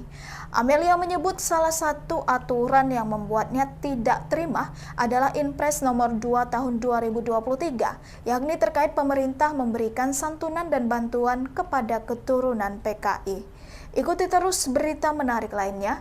Jangan lupa like dan share seluruh akun Tribun Medan. Kita punya bukti, silahkan. Tapi saya punya bukti tulisan ayah saya kepada Bung Karno yang diantaranya di situ menunjukkan keterlibatan pemimpin besar revolusi dalam peristiwa 1 Oktober 1965. Itu ada, itu nyata, dan itu bukti.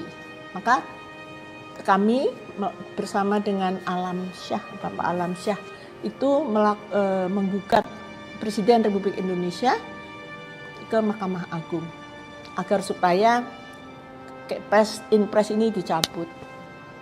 Dan itulah perjuangan kami, dan saya dan Mas Untung dan Mas Edi, ya, kita bertiga yang melakukan itu, juga mewakili keluarga pahlawan revolusi lainnya. Itu barangkali sekarang Mas Untung bisa nambah waktu kita di Mahkamah Agung tuh, Untung. Di MA. Di MA, ya. Waktu di MA itu sebetulnya sih saya juga nggak tahu, tapi tahu akan ada berita permintaan maaf ke PKI, ya, ada itu. Tapi kan cuma selentingan aja, antara iya dan tidak, iya dan tidak.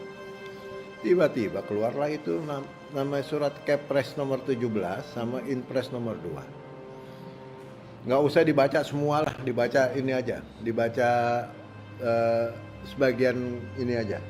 Itu aja udah menyakitkan hati. Satu, dia bilang anak keturunan PKI, kalau nggak salah 4 generasi itu diberi santunan, ya kan? Itu silakan baca sendiri Kepresnya itu.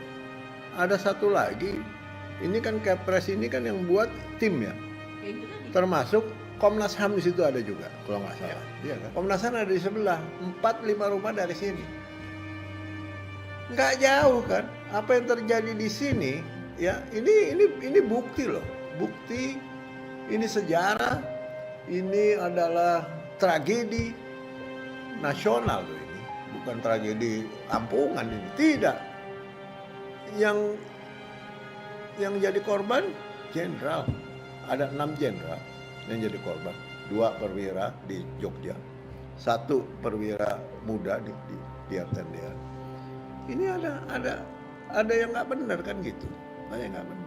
Masa Komnas HAM di sebelah tetangga kita dia nggak tahu di sini ada apa? Dia harusnya periksa dulu dong, cek dulu, ya.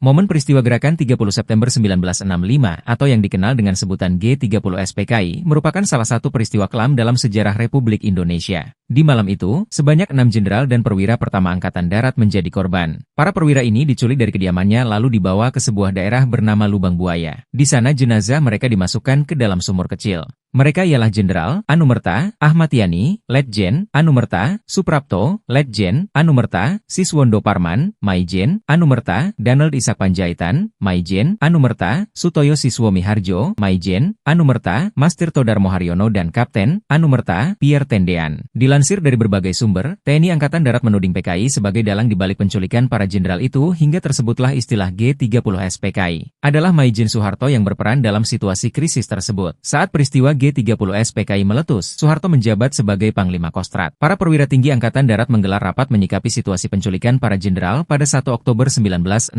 pagi. Rapat menyimpulkan bahwa Jenderal Yani dan 5 jenderal lainnya diculik. Para perwira tinggi itu juga sepakat menunjuk Pangkostrat Maijen Soeharto sebagai caretaker Panglima Angkatan Darat. Penunjukan Soeharto sebagai caretaker Panglima tak lepas dari posisinya saat itu di mana Jenderal Yani memperlakukan Soeharto sebagai orang kedua di TNI. Setiap Yani bepergian ke luar negeri, Soeharto yang dipercaya sebagai pelaksana pelaksana tugas Panglima Angkatan Darat. Mungkin inilah alasan yang membuat para perwira tinggi ED saat itu memilih Soeharto sebagai caretaker Panglima Angkatan Darat. Sementara itu Nasution baru bisa bergabung di markas Kostrad bersama Soeharto dan para perwira pada sore harinya. Presiden Soekarno sebenarnya sudah menunjuk asisten 3 bidang personel Maijen Pranoto Rekso Samodra sebagai caretaker Panglima Angkatan Darat begitu mendapat kabar hilangnya Ahmad Yani. Namun keputusan Soekarno ini tidak dipatuhi Soeharto. Soeharto melarang Pranoto menemui Presiden Soekarno. Alasan Soeharto, ia tak ingin ada jenderal lagi menjadi korban di tengah suasana yang sedang kalut. Nasution sendiri mengikuti keputusan perwira Angkatan Darat yang mengangkat Soeharto sebagai caretaker Panglima ED. Sebagai orang yang berkuasa penuh saat itu, Soeharto dengan leluasa memberikan perintah kepada pasukannya untuk melumpuhkan pasukan yang terlibat dalam G30 SPKI. Soeharto juga memerintahkan pasukan Resimen Para Komando Angkatan Darat, REPKAT, menyerbu Pangkalan Udara Halim Perdana Kusuma yang dianggap sebagai tempat persembunyian para tokoh G30 SPKI dan tempat para jenderal yang diculik disembunyikan. Hingga akhirnya Jenderal Ahmad Yani dan lainnya berhasil ditemukan di dalam sumur tua di Lubang Buaya dalam keadaan tidak bernyawa. Peristiwa Gerakan 30 September, G30S, menewaskan 10 perwira Tentara Nasional Indonesia Angkatan Darat, TNI AD, dan Kepolisian Negara Republik Indonesia, Polri. Dari 10 perwira yang kini telah ditetapkan sebagai pahlawan revolusi Indonesia tersebut, 7 diantaranya berpangkat jenderal. Operasi G30S memang menargetkan penculikan terhadap sekelompok jenderal TNI AD. Satu hal yang sering dipertanyakan, kenapa Soeharto tidak diculik dan dibunuh dalam peristiwa G30S? Padahal, pangkat Soeharto saat G30S terjadi adalah Mayor Jenderal dan menjabat Panglima Komando Strategis Angkatan Darat, Kostrad atau Pangkostrat. Jabatan itu membuat Soeharto dipandang sebagai jenderal terpenting yang dilewatkan oleh para pelaku G30S. Rencananya para jenderal tersebut akan diculik dan dibawa ke hadapan Presiden Soekarno. Namun, rencana itu kacau dalam pelaksanaannya. Para jenderal malah dibunuh setelah diculik pada malam 30 September 1965 dan PKI langsung dituding menjadi dalang G30S yang bertujuan mengambil alih kekuasaan pemerintahan di Indonesia. Peristiwa G30S menewaskan 9 perwira TNI AD dan 1 anggota Polri. Mereka adalah Jenderal TNI Ahmad Yani, Letjen TNI Raden Suprapto, Letjen TNI MT Haryono, Letjen TNI S. Parman, Maijen TNI Dipanjaitan, Maijen TNI Sutoyo Siswomi Harjo, Kapten Pierre Tendean, KS Tubun, Brigjen Katamso, dan Letkol Sugiono. Beberapa korban G30S sebenarnya tidak menjadi target, dan ada pula target operasi yang lolos. Jenderal Ah Nasution dan Brigjen Ahmad Soekendro merupakan 2 jenderal target G30S yang selamat. Dari situlah muncul pertanyaan, di manakah Soeharto saat peristiwa G30S dan mengapa ia tidak diculik atau menjadi target? Jawaban dari pertanyaan itu pernah diungkap Kolonel Abdul Latif, yang diketahui sebagai salah satu tokoh kunci peristiwa G30S. Dalam kesaksiannya kepada Mahkamah Militer, Latif membeberkan alasannya tidak memasukkan nama Soeharto dalam target penculikan. Karena kami anggap Jenderal Soeharto loyalis Bung Karno, maka tidak kami jadikan sasaran, kata Latif seperti dikutip dari buku Gerakan 30 September, Pelaku, Pahlawan, dan Petualang, 2010.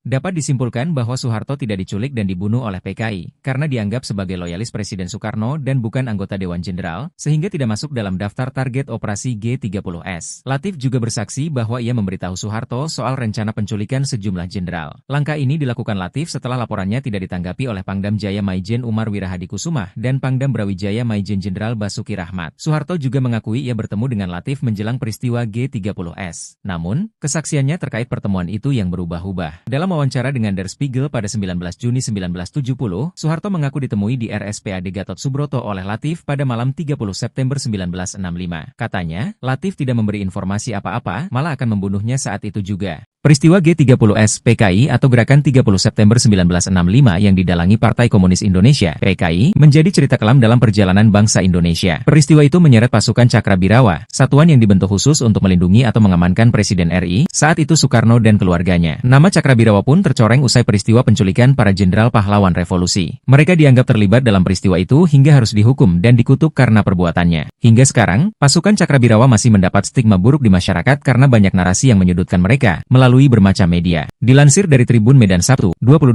September 2024, Sulemi, mantan anggota Cakrabirawa dari Kabupaten Purbalingga termasuk yang beruntung masih diberi nafas panjang. Nasibnya tak berakhir di ujung senapan seperti temannya yang dihukum mati. Meski ia harus merasakan siksa pedih di penjara. Dalam wawancara dengan Tribun, beberapa waktu lalu, Sulemi sempat menunjukkan bekas siksaan yang membekas di tubuhnya saat di penjara Salemba. Tubuh Sulemi sampai harus digotong menuju sel karena tak bisa berjalan usai diperiksa. Sulemi meyakinkan ia tak sedang mengarang cerita. Ia hanya menyampaikan pengalamannya. Ia pun siap menanggung risiko atas kejujurannya. Ia selalu membantah tuduhan atas keterlibatannya dengan PKI. Saya lebih baik mati disiksa daripada harus mengakui sebagai komunis, kata Sulemi saat itu. Ia hanyalah seorang prajurit rendah, begitupun teman-temannya sesama anggota Cakrabirawa. Ia tidak mungkin berani mengambil keputusan sendiri untuk menjemput Jenderal Ah Nasution, kecuali atas perintah komandan. Sebagai seorang prajurit, ia hanya melaksanakan perintah untuk kepentingan melindungi negara. Suatu hari di bulan September 1965, Sulemi dan sejumlah anggota Cakrabirawa dikumpulkan oleh Komandan Batalion 1 Kawal Kehormatan, KK, Cakrabirawa Letkol Untung Samsuri. Di situ diumumkan situasi negara sedang gawat. Muncul isu akan ada kudeta dari sejumlah perwira Angkatan Darat pada tanggal 5 Oktober 1965. Isu ini perlu disikapi serius. Cakrabirawa harus siaga untuk melindungi Presiden Soekarno. Terlebih mereka punya tugas khusus untuk melindungi Presiden termasuk dari upaya kudeta. Sulemi termasuk dalam rombongan pasukan yang bertugas menjemput Jenderal Ah Nasution. Pemahaman Sulemi, rombongan pasukannya diperintah untuk menjemput Ah Nasution agar menghadap Presiden Soekarno. Namun, Nasution berhasil lolos keluar dengan melompat pagar. Banyak tak tahu,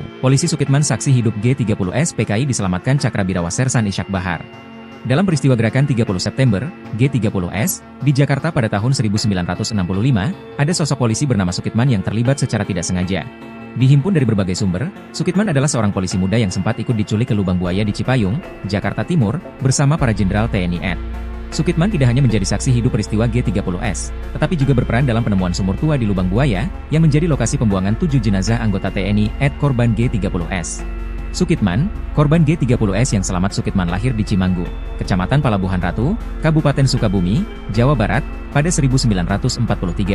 Di usia 18 tahun, ia lulus seleksi masuk Sekolah Polisi Negara di Kramat Jati, Jakarta Timur. Pada 1963, Sukitman menyelesaikan pendidikannya dan dilantik menjadi agen polisi tingkat 2. Ia kemudian memulai karir di Markas Polisi Seksi 8 Kebayoran, Jakarta. Dikisahkan pada 1 Oktober 1965 dini hari, Sukitman sedang berpatroli di Jalan Iskandar Syah, Jakarta Pusat, dekat kediaman Maijen di Panjaitan, salah satu target penculikan G30S. Karena mendengar suara tembakan, Sukitman mendekat ke arah sumber suara. Nahas baginya, ia justru dihadang oleh pasukan pengawal Presiden Cakrabirawa yang terafiliasi dengan Partai Komunis Indonesia, PKI, dan menjadi bagian G30S. Tidak hanya itu, Sukitman turut diangkut bersama Maijen di Panjaitan ke lubang buaya, dalam keadaan mata tertutup dan tangan terikat. Peristiwa itu menjadikan Sukitman sebagai salah satu saksi hidup peristiwa penculikan dan pembunuhan terhadap 7 perwira TNI AD. Sebagai saksi hidup, keberadaan Sukitman tentunya dapat menjadi ancaman bagi para pelaku G30S. Oleh karena itu, Sukitman sebenarnya juga hendak dibunuh di lubang buaya, tetapi dicegah oleh Ishak Bahar. Ishak Bahar adalah seorang sersan mayor dari Batalion Cakrabirawa yang ditugaskan untuk menjaga lubang buaya oleh Letkol Untung, pemimpin Batalion I Cakrabirawa. Ketika para pasukan Cakrabirawa sibuk mengurusi jenazah Jenderal TNI AD, Ishak meminta Sukitman bersembunyi di dalam mobil jeep agar tidak ditembak. Karena itulah, Sukitman bisa selamat dan lolos dari eksekusi di lubang buaya. Penemu lokasi pembuangan 7 korban G30S setelah lolos dari maut karena tertidur pulas di dalam mobil jeep. Sukitman dibawa ke Cijantung untuk dilaporkan ke Sarwo Edhi, Komandan Repkat. Setelah diyakinkan Sarwo Edhi, Sukitman membeberkan pengalamannya di lubang buaya. Berdasarkan petunjuk Sukitman itulah, sumur tua yang menjadi tempat pembuangan 7 perwira TNI AD korban G30S ditemukan pada 3 Oktober 1965. Atas jasa-jasanya, Sukitman mendapatkan kenaikan pangkat dari sebelumnya Ajun Komisaris Polisi, AKP, menjadi Ajun Komisaris Besar Polisi, AKBP.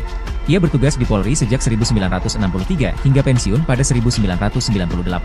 Sukitman meninggal pada 2007 dalam usia 64 tahun, di Depok, Jawa Barat.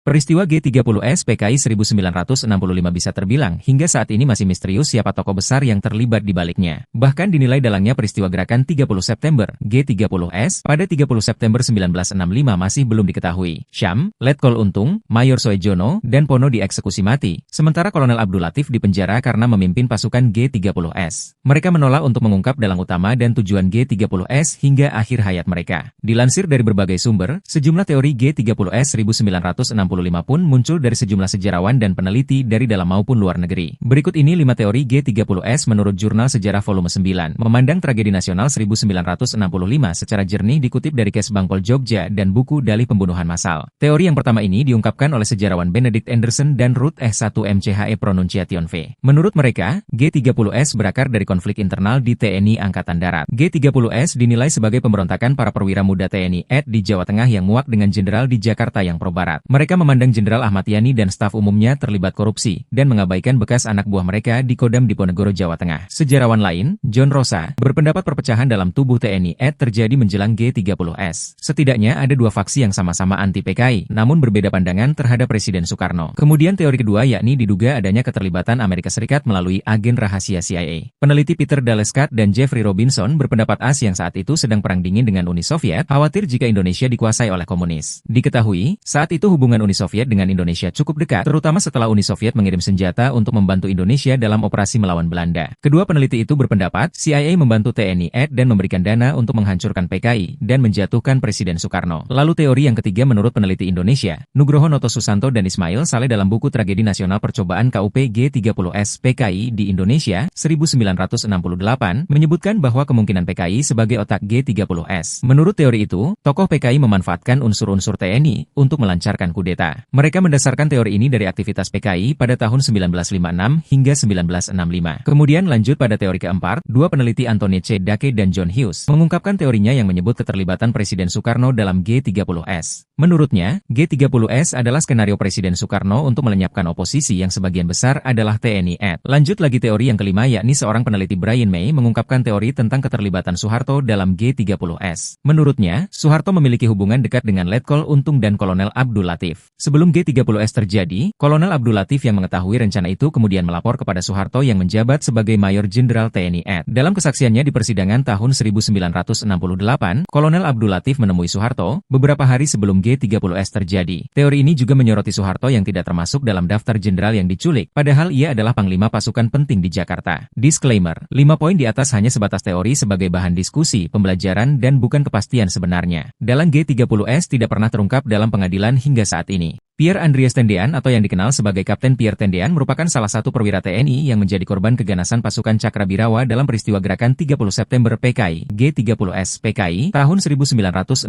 silam. Meskipun menjadi korban, Pierre Tendean yang saat itu baru berusia 26 tahun sebenarnya bukan target dari pasukan pemberontak tersebut. Namun, dia turut menjadi korban demi melindungi pimpinannya, yakni Jenderal Ahmad Nasution yang saat itu merupakan Menteri Koordinator Pertahanan dan Keamanan sekaligus Kepala Staf Angkatan Bersenjata. Pada masa itu, Pierre Tendean merupakan salah satu ajudan Jenderal Nasution yang selalu mendampingi dan akrab dengan keluarga Nasution karena turut bermukim di rumah Nasution yang terletak di Jalan Teku Umar nomor 40 di Menteng, Jakarta Pusat. Dalam peristiwa nahas itu, Pierre Tendean menunjukkan kesetiaannya kepada sang pemimpin yang telah berhasil melarikan diri saat peristiwa penyerangan. Ketika pasukan tersebut memoncongkan senjata tepat di hadapan Pierre dan mencari keberadaan Jenderal Ahmad Nasution, dengan tegas Pierre mengaku bahwa dirinya adalah sang jenderal.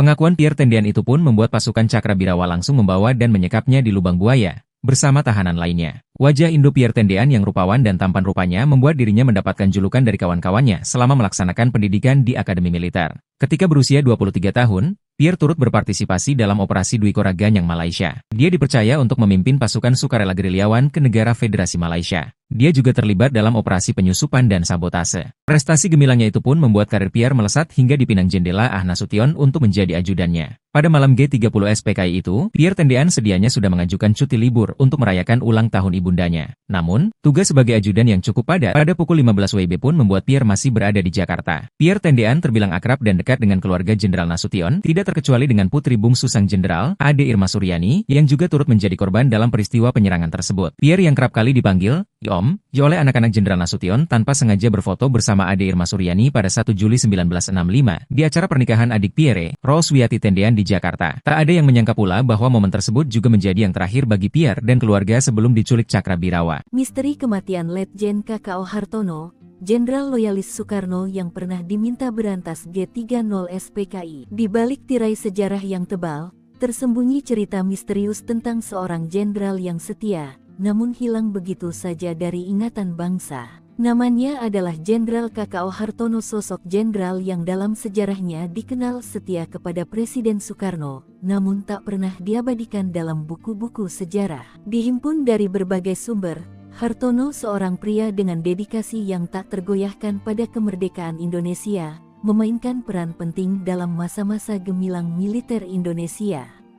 Namun, keberaniannya dalam melawan rezim Orde Baru yang semakin otoriter membawa padanya nasib yang tragis. Setia pada Soekarno, Hartono tak ragu untuk menghadapi rezim yang mulai merangkul kekuasaan, menjadikan pengabdiannya pada sang proklamator sebagai pedoman utama dalam hidupnya dalam karir militer di Indonesia. Ketika tuduhan mengenai keterlibatan Soekarno dalam peristiwa Lubang Buaya menyeruak, Hartono dengan tegar menyatakan kesetiaannya pada Bung Karno, bahkan jika itu berarti melawan rezim yang baru berkuasa. Kematian misterius Hartono dengan tembakan misterius yang mengecoh di bagian kepalanya, meninggalkan tanda tanya besar.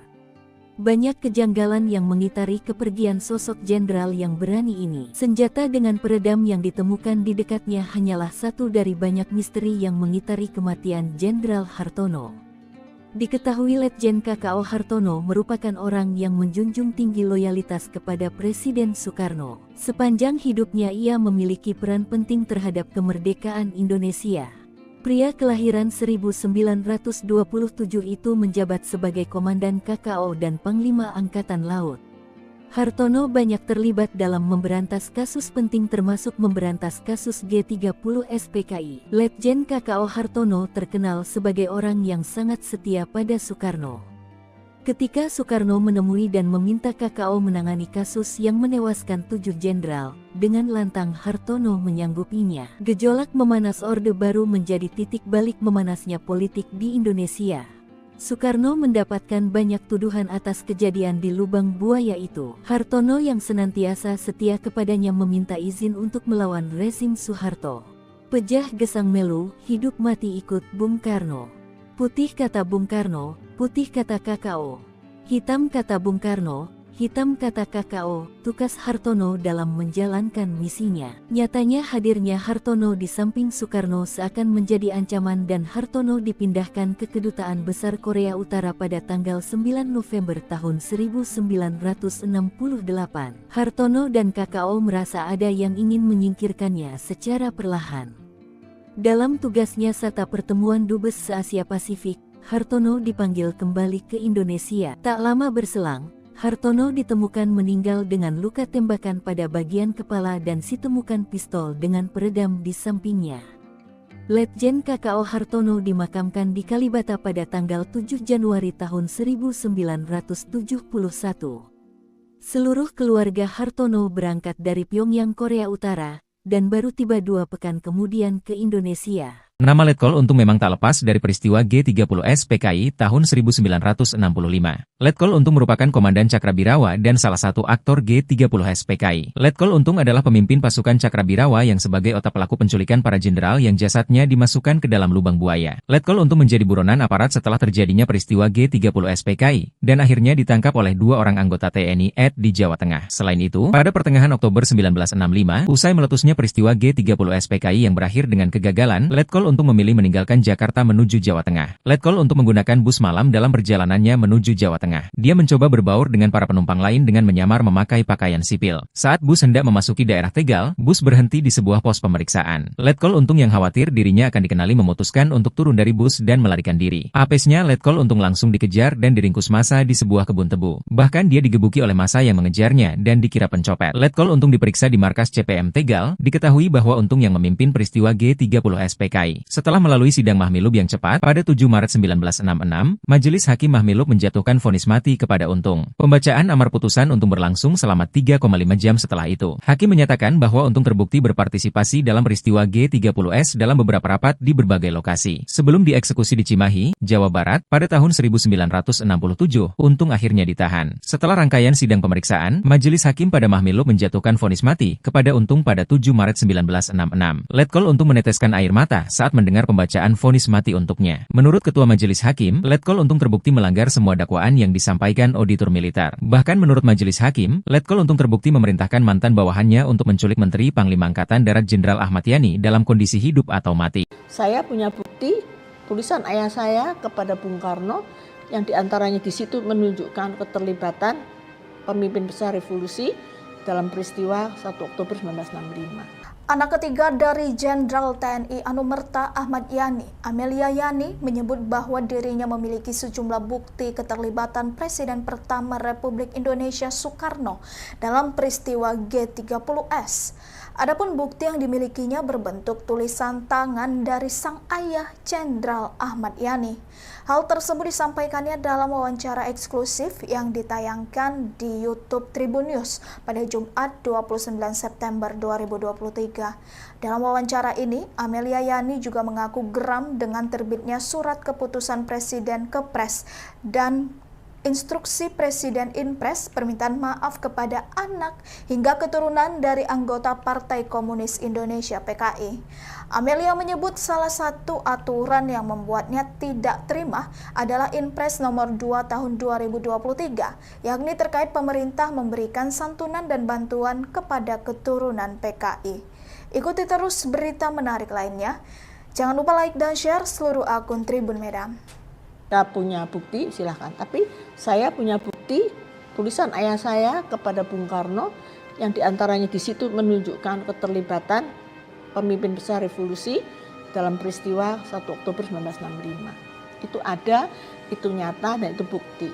Maka kami bersama dengan Alam Syah, Bapak Alam Syah, itu menggugat Presiden Republik Indonesia ke Mahkamah Agung agar supaya Inpres ini dicabut.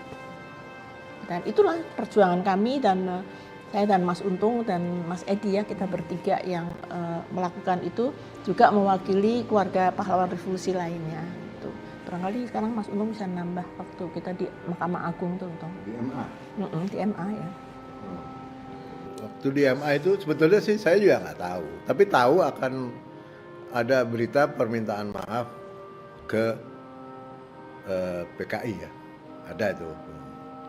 Tapi kan cuma selentingan aja, antara iya dan tidak, iya dan tidak.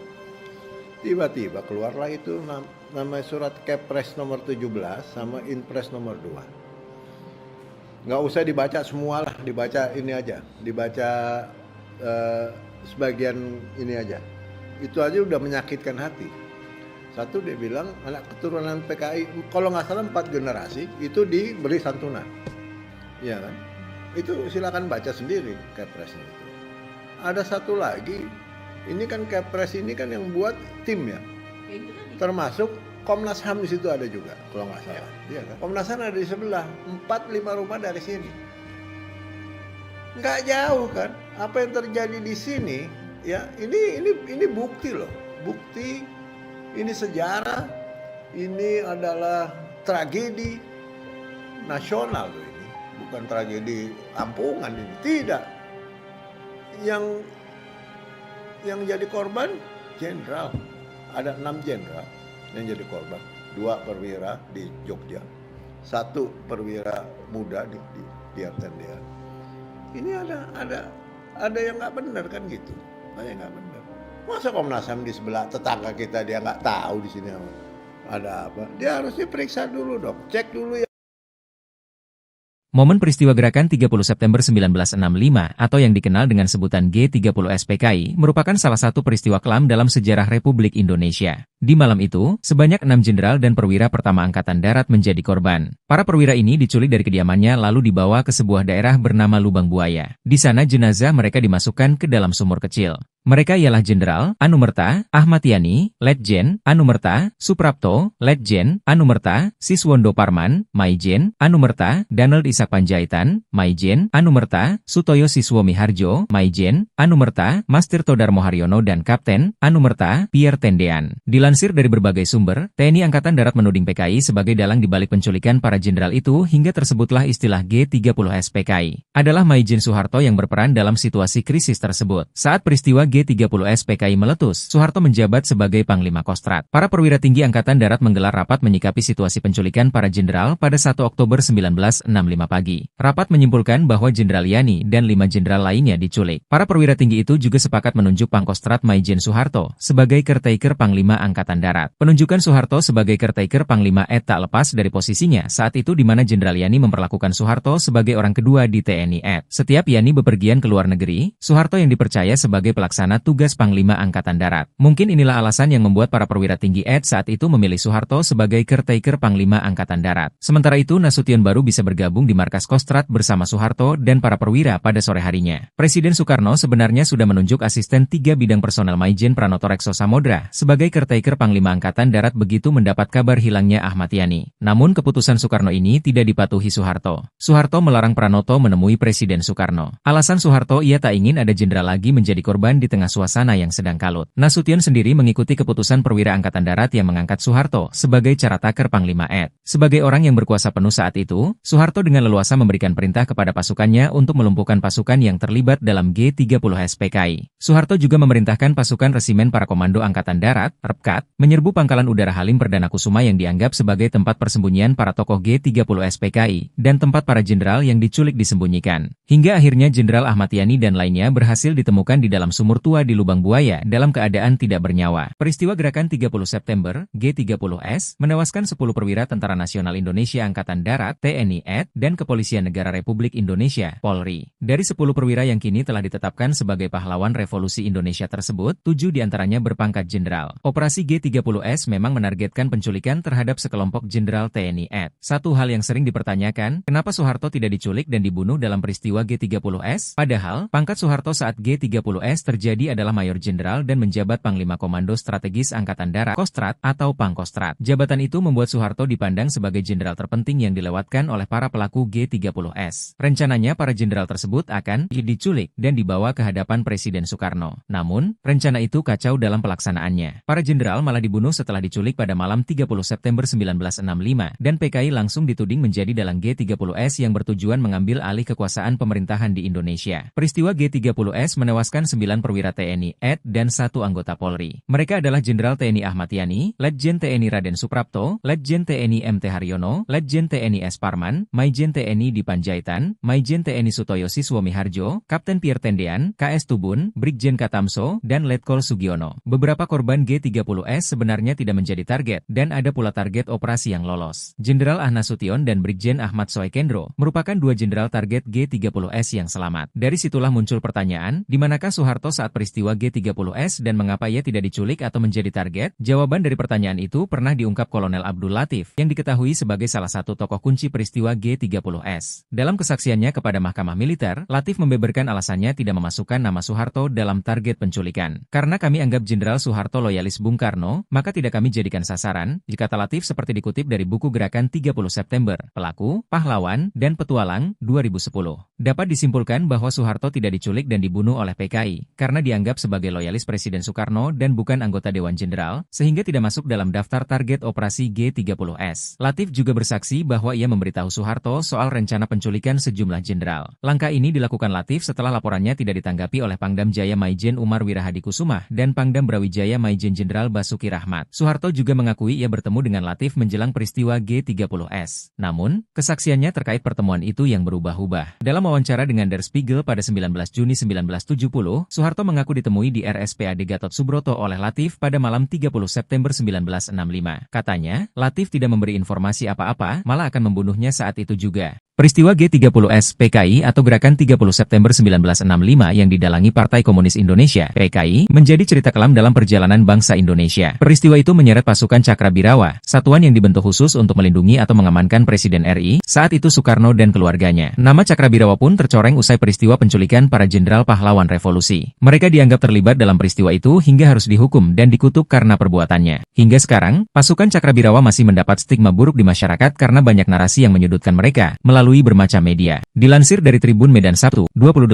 September 2024, Sulemi, mantan anggota Cakrabirawa dari Kabupaten Purbalingga termasuk yang beruntung masih diberi nafas panjang. Nasibnya tak berakhir di ujung senapan seperti temannya yang dihukum mati. Meski ia harus merasakan siksa pedih di penjara. Dalam wawancara dengan Tribun, beberapa waktu lalu, Sulemi sempat menunjukkan bekas siksaan yang membekas di tubuhnya saat di penjara Salemba. Tubuh Sulemi sampai harus digotong menuju sel karena tak bisa berjalan usai diperiksa. Sulemi meyakinkan ia tak sedang mengarang cerita. ia hanya menyampaikan pengalamannya. Ia pun siap menanggung risiko atas kejujurannya. Ia selalu membantah tuduhan atas keterlibatannya dengan PKI. Saya lebih baik mati disiksa daripada harus mengakui sebagai komunis, kata Sulemi saat itu. Ia hanyalah seorang prajurit rendah, begitupun teman-temannya sesama anggota Cakrabirawa. Ia tidak mungkin berani mengambil keputusan sendiri untuk menjemput Jenderal Ah Nasution, kecuali atas perintah komandan. Sebagai seorang prajurit, ia hanya melaksanakan perintah untuk kepentingan melindungi negara. Suatu hari di bulan September 1965, Sulemi dan sejumlah anggota Cakrabirawa dikumpulkan oleh Komandan Batalion 1 Kawal Kehormatan, KK, Cakrabirawa Letkol Untung Samsuri. Di situ diumumkan situasi negara sedang gawat. Muncul isu akan ada kudeta dari sejumlah perwira angkatan darat pada tanggal 5 Oktober 1965. Isu ini perlu disikapi serius. Cakrabirawa harus siaga untuk melindungi Presiden Soekarno. Terlebih mereka punya tugas khusus untuk melindungi Presiden termasuk dari upaya kudeta. Sulemi termasuk dalam rombongan pasukan yang bertugas menjemput Jenderal Ah Nasution. Pemahaman Sulemi, rombongan pasukannya diperintah untuk menjemput Ah Nasution agar menghadap Presiden Soekarno. Namun, Nasution berhasil lolos keluar dengan melompat pagar. Banyak tak tahu, polisi Sukitman saksi hidup G30S PKI diselamatkan Cakrabirawa Sersan Ishak Bahar.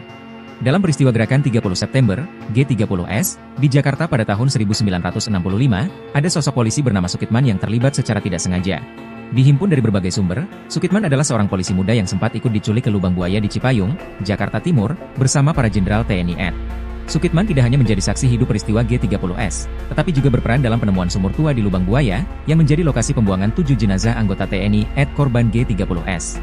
Sukitman, korban G30S yang selamat Sukitman lahir di Cimanggu, Kecamatan Palabuhan Ratu, Kabupaten Sukabumi, Jawa Barat, pada 1943. Di usia 18 tahun, ia lulus seleksi masuk Sekolah Polisi Negara di Kramat Jati, Jakarta Timur. Pada 1963, Sukitman menyelesaikan pendidikannya dan dilantik menjadi agen polisi tingkat 2. Ia kemudian memulai karir di Markas Polisi Seksi 8 Kebayoran, Jakarta. Dikisahkan pada 1 Oktober 1965 dini hari, Sukitman sedang berpatroli di Jalan Iskandar Syah, Jakarta Pusat, dekat kediaman Maijen di Panjaitan, salah satu target penculikan G30S. Karena mendengar suara tembakan, Sukitman mendekat ke arah sumber suara. Nahas baginya, ia justru dihadang oleh pasukan pengawal Presiden Cakrabirawa yang terafiliasi dengan Partai Komunis Indonesia, PKI, dan menjadi bagian G30S. Tidak hanya itu, Sukitman turut diangkut bersama Maijen di Panjaitan ke lubang buaya, dalam keadaan mata tertutup dan tangan terikat. Peristiwa itu menjadikan Sukitman sebagai salah satu saksi hidup peristiwa penculikan dan pembunuhan terhadap 7 perwira TNI AD. Sebagai saksi hidup, keberadaan Sukitman tentunya dapat menjadi ancaman bagi para pelaku G30S. Oleh karena itu, Sukitman sebenarnya juga hendak dibunuh di lubang buaya, tetapi dicegah oleh Ishak Bahar. Ishak Bahar adalah seorang sersan mayor dari Batalion Cakrabirawa yang ditugaskan untuk menjaga lubang buaya oleh Letkol Untung, pemimpin Batalion I Cakrabirawa. Ketika para pasukan Cakrabirawa sibuk mengurusi jenazah Jenderal TNI AD, Ishak meminta Sukitman bersembunyi di dalam mobil jeep agar tidak ditembak. Karena itulah, Sukitman bisa selamat dan lolos dari eksekusi di lubang buaya. Penemu lokasi pembuangan 7 korban G30S setelah lolos dari maut karena tertidur pulas di dalam mobil jeep, Sukitman dibawa ke Cijantung untuk dilaporkan ke Sarwo Edhi, Komandan Repkat. Setelah diyakinkan Sarwo Edhi, Sukitman membeberkan pengalamannya di lubang buaya. Berdasarkan petunjuk Sukitman itulah, sumur tua yang menjadi tempat pembuangan 7 perwira TNI AD korban G30S ditemukan pada 3 Oktober 1965. Atas jasa-jasanya, Sukitman mendapatkan kenaikan pangkat dari sebelumnya Ajun Komisaris Polisi, AKP, menjadi Ajun Komisaris Besar Polisi, AKBP. Ia bertugas di Polri sejak 1963 hingga pensiun pada 1998. Sukitman meninggal pada 2007 dalam usia 64 tahun, di Depok, Jawa Barat.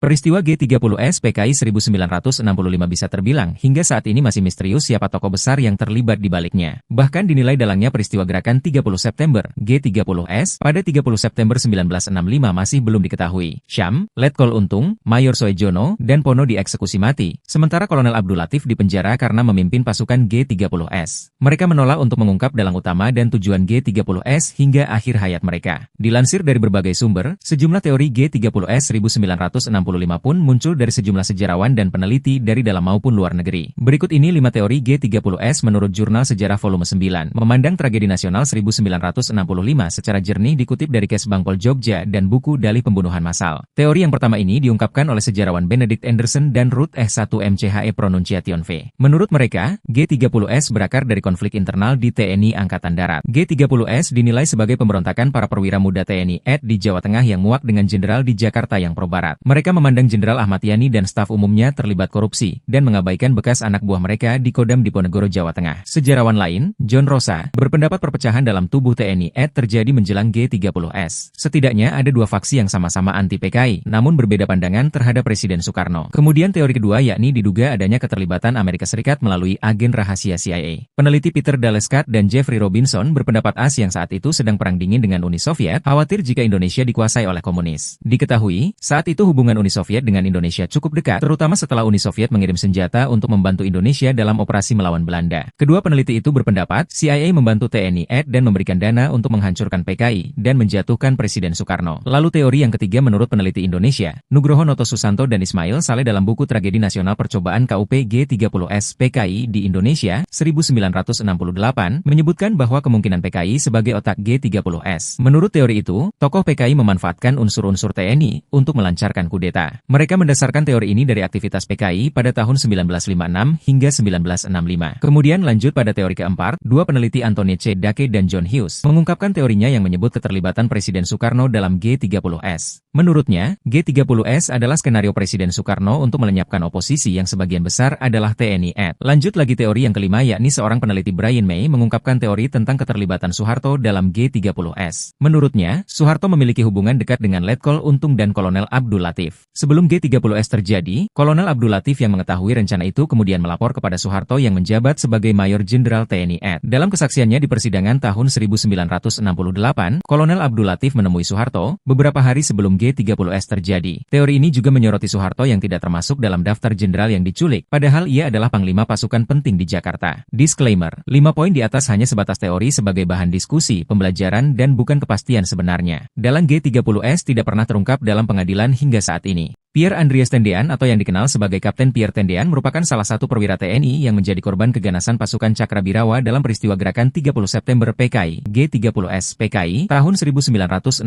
silam. Meskipun menjadi korban, Pierre Tendean yang saat itu baru berusia 26 tahun sebenarnya bukan target dari pasukan pemberontak tersebut. Namun, dia turut menjadi korban demi melindungi pimpinannya, yakni Jenderal Ah Nasution yang saat itu merupakan Menteri Koordinator Pertahanan dan Keamanan sekaligus Kepala Staf Angkatan Bersenjata. Pada masa itu, Pierre Tendean merupakan salah satu ajudan Jenderal Nasution yang selalu mendampingi dan akrab dengan keluarga Nasution karena turut bermukim di rumah Nasution yang terletak di Jalan Teku Umar nomor 40 di Menteng, Jakarta Pusat. Dalam peristiwa nahas itu, Pierre Tendean menunjukkan kesetiaannya kepada sang pemimpin yang telah berhasil melarikan diri saat peristiwa penyerangan. Ketika pasukan tersebut memoncongkan senjata tepat di hadapan Pierre dan mencari keberadaan Jenderal Ah Nasution, dengan tegas Pierre mengaku bahwa dirinya adalah sang jenderal. Pengakuan Pierre Tendean itu pun membuat pasukan Cakrabirawa langsung membawa dan menyekapnya di lubang buaya bersama tahanan lainnya. Wajah Indo Pierre Tendean yang rupawan dan tampan rupanya membuat dirinya mendapatkan julukan dari kawan-kawannya selama melaksanakan pendidikan di Akademi Militer. Ketika berusia 23 tahun, Pierre turut berpartisipasi dalam operasi Dwi Kora Ganyang Malaysia. Dia dipercaya untuk memimpin pasukan sukarela gerilyawan ke negara Federasi Malaysia. Dia juga terlibat dalam operasi penyusupan dan sabotase. Prestasi gemilangnya itu pun membuat karir Pierre melesat hingga dipinang jendela Ah Nasution untuk menjadi ajudannya. Pada malam G30S PKI itu, Pierre Tendean sedianya sudah mengajukan cuti libur untuk merayakan ulang tahun ibundanya. Namun, tugas sebagai ajudan yang cukup padat pada pukul 15 WIB pun membuat Pierre masih berada di Jakarta. Pierre Tendean terbilang akrab dan dekat dengan keluarga Jenderal Nasution, tidak terkecuali dengan putri bungsu sang jenderal, Ade Irma Suryani, yang juga turut menjadi korban dalam peristiwa penyerangan tersebut. Pierre yang kerap kali dipanggil Om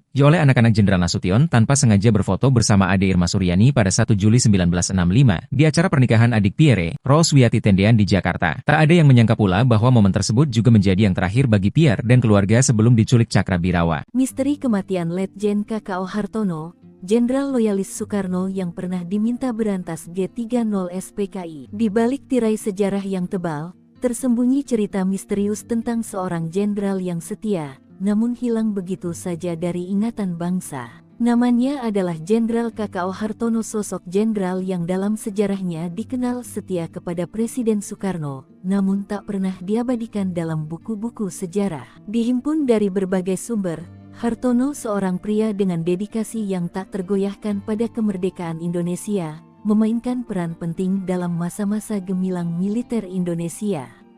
Namun, keberaniannya dalam melawan rezim Orde Baru yang semakin otoriter membawa padanya nasib yang tragis. Setia pada Soekarno, Hartono tak ragu untuk menghadapi rezim yang mulai merangkul kekuasaan, menjadikan pengabdiannya pada sang proklamator sebagai pedoman utama dalam hidupnya dalam karir militer di Indonesia. Ketika tuduhan mengenai keterlibatan Soekarno dalam peristiwa Lubang Buaya menyeruak, Hartono dengan tegar menyatakan kesetiaannya pada Bung Karno, bahkan jika itu berarti melawan rezim yang baru berkuasa. Kematian misterius Hartono, dengan tembakan misterius yang mengecoh di bagian kepalanya, meninggalkan tanda tanya besar. Banyak kejanggalan yang mengitari kepergian sosok jenderal yang berani ini. Senjata dengan peredam yang ditemukan di dekatnya hanyalah satu dari banyak misteri yang mengitari kematian Jenderal Hartono. Diketahui Letjen KKO Hartono merupakan orang yang menjunjung tinggi loyalitas kepada Presiden Soekarno. Sepanjang hidupnya ia memiliki peran penting terhadap kemerdekaan Indonesia. Pria kelahiran 1927 itu menjabat sebagai Komandan KKO dan Panglima Angkatan Laut. Hartono banyak terlibat dalam memberantas kasus penting termasuk memberantas kasus G30 SPKI. Letjen KKO Hartono terkenal sebagai orang yang sangat setia pada Soekarno. Ketika Soekarno menemui dan meminta KKO menangani kasus yang menewaskan 7 jenderal, dengan lantang Hartono menyanggupinya. Gejolak memanas Orde Baru menjadi titik balik memanasnya politik di Indonesia. Soekarno mendapatkan banyak tuduhan atas kejadian di Lubang Buaya itu. Hartono yang senantiasa setia kepadanya meminta izin untuk melawan rezim Soeharto. Pejah gesang melu, hidup mati ikut Bung Karno. Putih kata Bung Karno, putih kata KKO. Hitam kata Bung Karno, hitam kata KKO, tukas Hartono dalam menjalankan misinya. Nyatanya hadirnya Hartono di samping Soekarno seakan menjadi ancaman dan Hartono dipindahkan ke Kedutaan Besar Korea Utara pada tanggal 9 November tahun 1968. Hartono dan KKO merasa ada yang ingin menyingkirkannya secara perlahan. Dalam tugasnya serta pertemuan Dubes se-Asia Pasifik, Hartono dipanggil kembali ke Indonesia. Tak lama berselang, Hartono ditemukan meninggal dengan luka tembakan pada bagian kepala dan ditemukan pistol dengan peredam di sampingnya. Letjen KKO Hartono dimakamkan di Kalibata pada tanggal 7 Januari tahun 1971. Seluruh keluarga Hartono berangkat dari Pyongyang, Korea Utara, dan baru tiba 2 pekan kemudian ke Indonesia. Nama Letkol Untung memang tak lepas dari peristiwa G30 SPKI tahun 1965. Letkol Untung merupakan komandan Cakrabirawa dan salah satu aktor G30 SPKI. Letkol Untung adalah pemimpin pasukan Cakrabirawa yang sebagai otak pelaku penculikan para jenderal yang jasadnya dimasukkan ke dalam lubang buaya. Letkol Untung menjadi buronan aparat setelah terjadinya peristiwa G30 SPKI, dan akhirnya ditangkap oleh 2 orang anggota TNI AD di Jawa Tengah. Selain itu, pada pertengahan Oktober 1965, usai meletusnya peristiwa G30 SPKI yang berakhir dengan kegagalan, Letkol Untung memilih meninggalkan Jakarta menuju Jawa Tengah. Letkol Untung menggunakan bus malam dalam perjalanannya menuju Jawa Tengah. Dia mencoba berbaur dengan para penumpang lain dengan menyamar memakai pakaian sipil. Saat bus hendak memasuki daerah Tegal, bus berhenti di sebuah pos pemeriksaan. Letkol Untung yang khawatir dirinya akan dikenali memutuskan untuk turun dari bus dan melarikan diri. Apesnya, Letkol Untung langsung dikejar dan diringkus massa di sebuah kebun tebu. Bahkan dia digebuki oleh massa yang mengejarnya dan dikira pencopet. Letkol Untung diperiksa di markas CPM Tegal. Diketahui bahwa Untung yang memimpin peristiwa G30 SPKI. Setelah melalui sidang Mahmilub yang cepat, pada 7 Maret 1966, Majelis Hakim Mahmilub menjatuhkan vonis mati kepada Untung. Pembacaan amar putusan Untung berlangsung selama 3,5 jam setelah itu. Hakim menyatakan bahwa Untung terbukti berpartisipasi dalam peristiwa G30S dalam beberapa rapat di berbagai lokasi. Sebelum dieksekusi di Cimahi, Jawa Barat, pada tahun 1967, Untung akhirnya ditahan. Setelah rangkaian sidang pemeriksaan, Majelis Hakim pada Mahmilub menjatuhkan vonis mati kepada Untung pada 7 Maret 1966. Letkol Untung meneteskan air mata saat mendengar pembacaan vonis mati untuknya. Menurut Ketua Majelis Hakim, Letkol Untung terbukti melanggar semua dakwaan yang disampaikan auditor militer. Bahkan menurut Majelis Hakim, Letkol Untung terbukti memerintahkan mantan bawahannya untuk menculik Menteri Panglima Angkatan Darat Jenderal Ahmad Yani dalam kondisi hidup atau mati. Saya punya bukti tulisan ayah saya kepada Bung Karno yang diantaranya di situ menunjukkan keterlibatan pemimpin besar revolusi dalam peristiwa 1 Oktober 1965. Anak ketiga dari Jenderal TNI Anumerta Ahmad Yani, Amelia Yani, menyebut bahwa dirinya memiliki sejumlah bukti keterlibatan Presiden pertama Republik Indonesia Soekarno dalam peristiwa G30S. Adapun bukti yang dimilikinya berbentuk tulisan tangan dari sang ayah Jenderal Ahmad Yani. Hal tersebut disampaikannya dalam wawancara eksklusif yang ditayangkan di YouTube Tribun News pada Jumat 29 September 2023. Dalam wawancara ini, Amelia Yani juga mengaku geram dengan terbitnya surat keputusan Presiden Kepres dan instruksi Presiden Inpres permintaan maaf kepada anak hingga keturunan dari anggota Partai Komunis Indonesia (PKI). Amelia menyebut salah satu aturan yang membuatnya tidak terima adalah Inpres nomor 2 tahun 2023, yakni terkait pemerintah memberikan santunan dan bantuan kepada keturunan PKI. Ikuti terus berita menarik lainnya. Jangan lupa like dan share seluruh akun Tribun Medan. Kita punya bukti, silahkan. Tapi saya punya bukti tulisan ayah saya kepada Bung Karno yang diantaranya di situ menunjukkan keterlibatan pemimpin besar revolusi dalam peristiwa 1 Oktober 1965. Itu ada, itu nyata, dan itu bukti. Maka kami bersama dengan Alam Syah, Bapak Alam Syah, itu menggugat Presiden Republik Indonesia ke Mahkamah Agung agar supaya Inpres ini dicabut. Dan itulah perjuangan kami, dan saya dan Mas Untung dan Mas Edi, ya, kita bertiga yang melakukan itu, juga mewakili keluarga pahlawan revolusi lainnya. Itu barangkali sekarang Mas Untung bisa nambah waktu kita di Mahkamah Agung tuh, Untung. Di MA? Di MA, ya. Waktu di MA itu sebetulnya sih saya juga nggak tahu, tapi tahu akan ada berita permintaan maaf ke PKI, ya, ada itu. Tapi kan cuma selentingan aja, antara iya dan tidak. Tiba-tiba keluarlah itu namanya surat Kepres nomor 17 sama Inpres nomor 2. Nggak usah dibaca semua lah, dibaca ini aja, dibaca sebagian ini aja. Itu aja udah menyakitkan hati. Satu, dia bilang anak keturunan PKI, kalau nggak salah 4 generasi itu diberi santunan, ya kan? Itu silakan baca sendiri Kepresnya itu. Ada satu lagi, ini kan Kepres ini kan yang buat tim, ya, termasuk Komnas HAM di situ ada juga, kalau nggak salah. Iya kan? Komnas HAM ada di sebelah, 4-5 rumah dari sini. Nggak jauh kan? Apa yang terjadi di sini, ya, ini bukti loh, bukti. Ini sejarah, ini adalah tragedi nasional loh ini, bukan tragedi kampungan ini, tidak.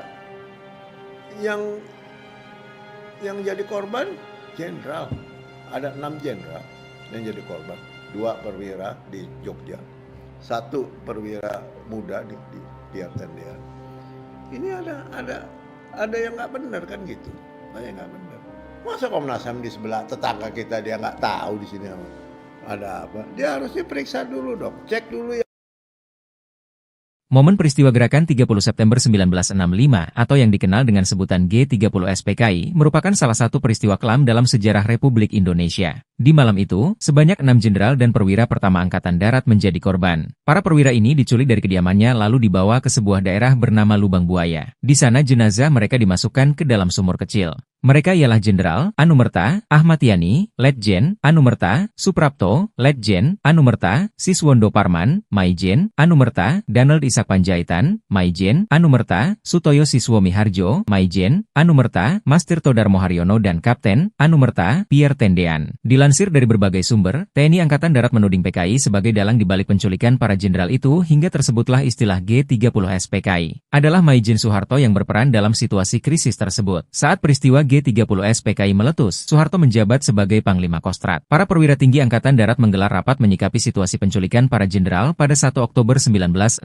pagi. Rapat menyimpulkan bahwa Jenderal Yani dan 5 jenderal lainnya diculik. Para perwira tinggi itu juga sepakat menunjuk Pangkostrat Maijen Soeharto sebagai caretaker Panglima Angkatan Angkatan Darat. Penunjukan Soeharto sebagai caretaker Panglima AD tak lepas dari posisinya saat itu di mana Jenderal Yani memperlakukan Soeharto sebagai orang kedua di TNI AD. Setiap Yani bepergian ke luar negeri, Soeharto yang dipercaya sebagai pelaksana tugas Panglima Angkatan Darat. Mungkin inilah alasan yang membuat para perwira tinggi AD saat itu memilih Soeharto sebagai caretaker Panglima Angkatan Darat. Sementara itu Nasution baru bisa bergabung di markas Kostrad bersama Soeharto dan para perwira pada sore harinya. Presiden Soekarno sebenarnya sudah menunjuk asisten 3 bidang personel Maijen Pranoto Rekso Samodra sebagai caretaker Panglima Angkatan Darat begitu mendapat kabar hilangnya Ahmad Yani. Namun keputusan Soekarno ini tidak dipatuhi Soeharto. Soeharto melarang Pranoto menemui Presiden Soekarno. Alasan Soeharto ia tak ingin ada jenderal lagi menjadi korban di tengah suasana yang sedang kalut. Nasution sendiri mengikuti keputusan perwira Angkatan Darat yang mengangkat Soeharto sebagai caretaker Panglima AD. Sebagai orang yang berkuasa penuh saat itu, Soeharto dengan leluasa memberikan perintah kepada pasukannya untuk melumpuhkan pasukan yang terlibat dalam G30 SPKI. Soeharto juga memerintahkan pasukan Resimen Para Komando Angkatan Darat, REPKAT, menyerbu Pangkalan Udara Halim Perdana Kusuma yang dianggap sebagai tempat persembunyian para tokoh G30 SPKI dan tempat para jenderal yang diculik disembunyikan. Hingga akhirnya Jenderal Ahmad Yani dan lainnya berhasil ditemukan di dalam sumur tua di Lubang Buaya dalam keadaan tidak bernyawa. Peristiwa Gerakan 30 September, G30S, menewaskan 10 perwira Tentara Nasional Indonesia Angkatan Darat, TNI AD, dan Kepolisian Negara Republik Indonesia, Polri. Dari 10 perwira yang kini telah ditetapkan sebagai pahlawan revolusi Indonesia tersebut, 7 diantaranya berpangkat jenderal. Operasi G30S memang menargetkan penculikan terhadap sekelompok jenderal TNI AD. Satu hal yang sering dipertanyakan, kenapa Soeharto tidak diculik dan dibunuh dalam peristiwa G30S? Padahal, pangkat Soeharto saat G30S terjadi adalah Mayor Jenderal dan menjabat Panglima Komando Strategis Angkatan Darat, Kostrad atau Pangkostrat. Jabatan itu membuat Soeharto dipandang sebagai jenderal terpenting yang dilewatkan oleh para pelaku G30S. Rencananya para jenderal tersebut akan diculik dan dibawa ke hadapan Presiden Soekarno. Namun, rencana itu kacau dalam pelaksanaannya. Para jenderal malah dibunuh setelah diculik pada malam 30 September 1965 dan PKI langsung dituding menjadi dalang G30S yang bertujuan mengambil alih kekuasaan pemerintahan di Indonesia. Peristiwa G30S menewaskan 9 perwira TNI AD dan 1 anggota Polri. Mereka adalah Jenderal TNI Ahmad Yani, Letjen TNI Raden Suprapto, Letjen TNI MT Haryono, Letjen TNI S. Parman, Maijen TNI Dipanjaitan, Maijen TNI Sutoyo Siswo Miharjo, Kapten Pierre Tendean, KS Tubun, Brigjen Katamso, dan Letkol Sugiono. Beberapa korban G30S sebenarnya tidak menjadi target, dan ada pula target operasi yang lolos. Jenderal Nasution dan Brigjen Ahmad Soekendro merupakan 2 jenderal target G30S yang selamat. Dari situlah muncul pertanyaan, di manakah Soeharto saat peristiwa G30S dan mengapa ia tidak diculik atau menjadi target? Jawaban dari pertanyaan itu pernah diungkap Kolonel Abdul Latif, yang diketahui sebagai salah satu tokoh kunci peristiwa G30S. Dalam kesaksiannya kepada Mahkamah Militer, Latif membeberkan alasannya tidak memasukkan nama Soeharto dalam target penculikan. Karena kami anggap Jenderal Soeharto loyalis Bung Karno, maka tidak kami jadikan sasaran, kata Latif seperti dikutip dari buku Gerakan 30 September, Pelaku, Pahlawan, dan Petualang, 2010.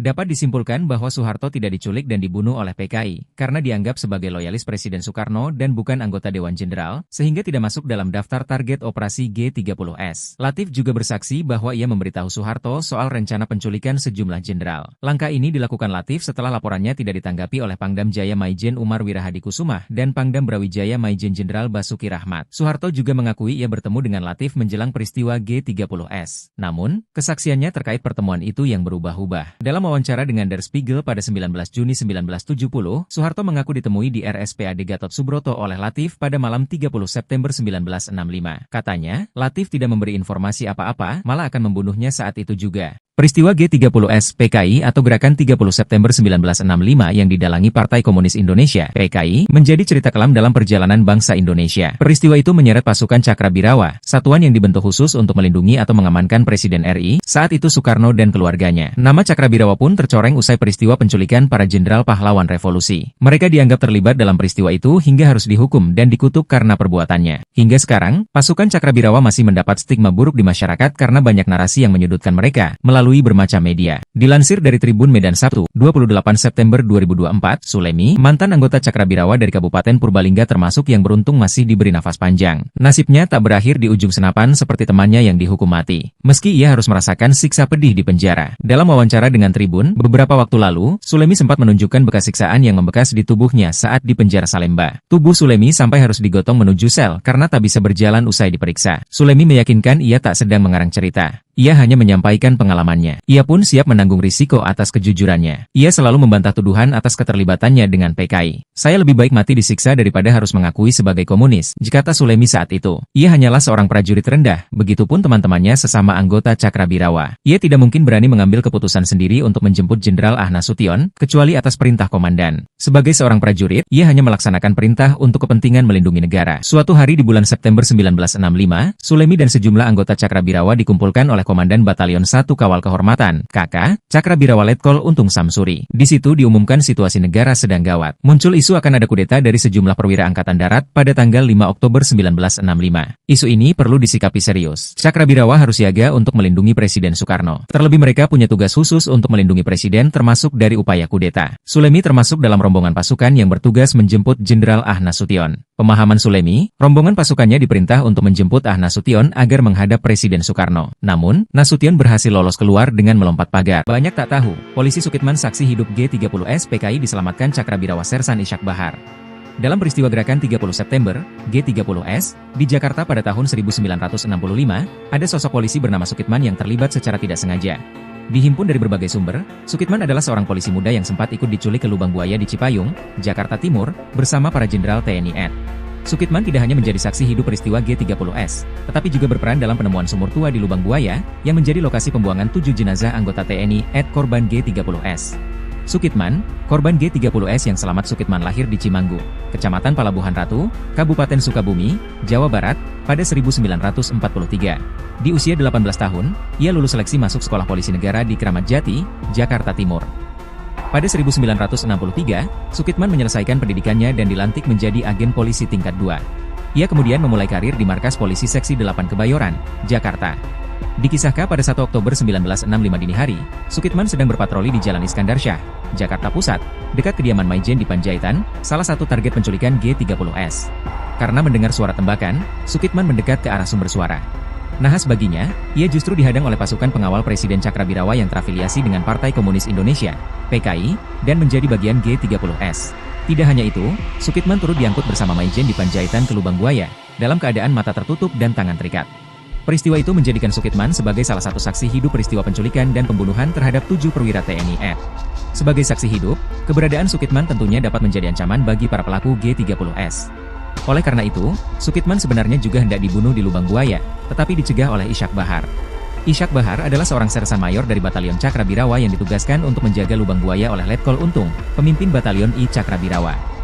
Ketika para pasukan Cakrabirawa sibuk mengurusi jenazah Jenderal TNI AD, Ishak meminta Sukitman bersembunyi di dalam mobil jeep agar tidak ditembak. Karena itulah, Sukitman bisa selamat dan lolos dari eksekusi di lubang buaya. Penemu lokasi pembuangan 7 korban G30S setelah lolos dari maut karena tertidur pulas di dalam mobil jeep, Sukitman dibawa ke Cijantung untuk dilaporkan ke Sarwo Edhi, Komandan Repkat. Setelah diyakinkan Sarwo Edhi, Sukitman membeberkan pengalamannya di lubang buaya. Berdasarkan petunjuk Sukitman itulah, sumur tua yang menjadi tempat pembuangan 7 perwira TNI AD korban G30S ditemukan pada 3 Oktober 1965. Atas jasa-jasanya, Sukitman mendapatkan kenaikan pangkat dari sebelumnya Ajun Komisaris Polisi, AKP, menjadi Ajun Komisaris Besar Polisi, AKBP. Ia bertugas di Polri sejak 1963 hingga pensiun pada 1998. Sukitman meninggal pada 2007 dalam usia 64 tahun, di Depok, Jawa Barat.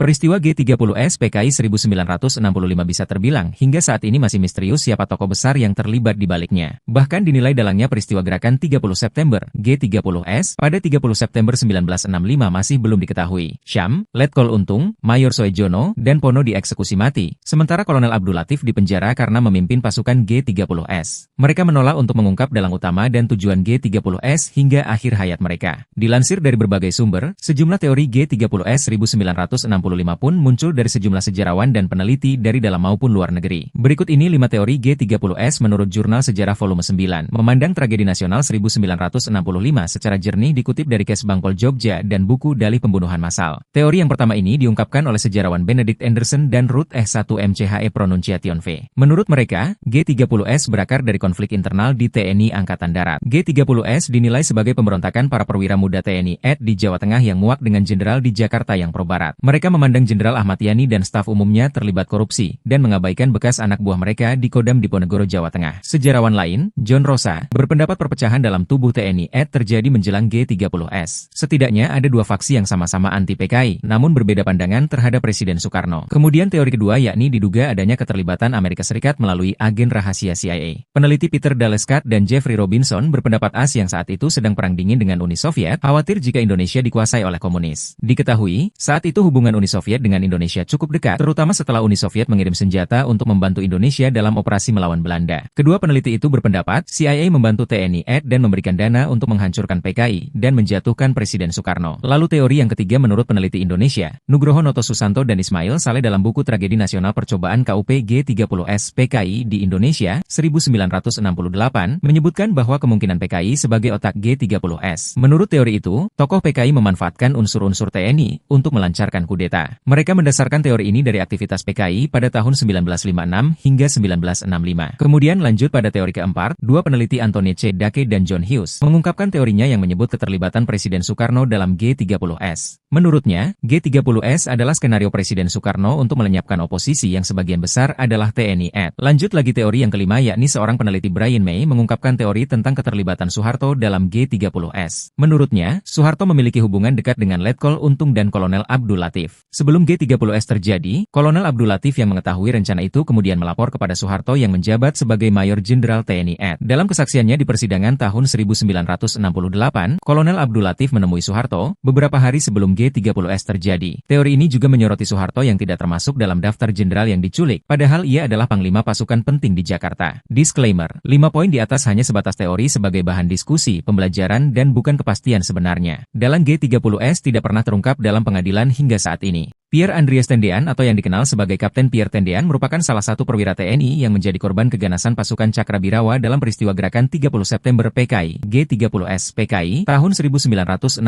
silam. Meskipun menjadi korban, Pierre Tendean yang saat itu baru berusia 26 tahun sebenarnya bukan target dari pasukan pemberontak tersebut. Namun, dia turut menjadi korban demi melindungi pimpinannya, yakni Jenderal Ah Nasution yang saat itu merupakan Menteri Koordinator Pertahanan dan Keamanan sekaligus Kepala Staf Angkatan Bersenjata. Pada masa itu, Pierre Tendean merupakan salah satu ajudan Jenderal Nasution yang selalu mendampingi dan akrab dengan keluarga Nasution karena turut bermukim di rumah Nasution yang terletak di Jalan Teguh Umar nomor 40 di Menteng, Jakarta Pusat. Dalam peristiwa nahas itu, Pierre Tendean menunjukkan kesetiaannya kepada sang pemimpin yang telah berhasil melarikan diri saat peristiwa penyerangan. Ketika pasukan tersebut memoncongkan senjata tepat di hadapan Pierre dan mencari keberadaan Jenderal Ah Nasution, dengan tegas Pierre mengaku bahwa dirinya adalah sang jenderal. Pengakuan Pierre Tendean itu pun membuat pasukan Cakrabirawa langsung membawa dan menyekapnya di lubang buaya bersama tahanan lainnya. Wajah Indo Pierre Tendean yang rupawan dan tampan rupanya membuat dirinya mendapatkan julukan dari kawan-kawannya selama melaksanakan pendidikan di Akademi Militer. Ketika berusia 23 tahun, Pierre turut berpartisipasi dalam operasi Dwi Kora Ganyang Malaysia. Dia dipercaya untuk memimpin pasukan sukarela gerilyawan ke negara Federasi Malaysia. Dia juga terlibat dalam operasi penyusupan dan sabotase. Prestasi gemilangnya itu pun membuat karir Pierre melesat hingga dipinang jendela Ah Nasution untuk menjadi ajudannya. Pada malam G30S PKI itu, Pierre Tendean sedianya sudah mengajukan cuti libur untuk merayakan ulang tahun ibundanya. Namun, tugas sebagai ajudan yang cukup padat pada pukul 15 WIB pun membuat Pierre masih berada di Jakarta. Pierre Tendean terbilang akrab dan dekat dengan keluarga Jenderal Nasution, tidak terkecuali dengan putri bungsu sang jenderal, Ade Irma Suryani, yang juga turut menjadi korban dalam peristiwa penyerangan tersebut. Pierre yang kerap kali dipanggil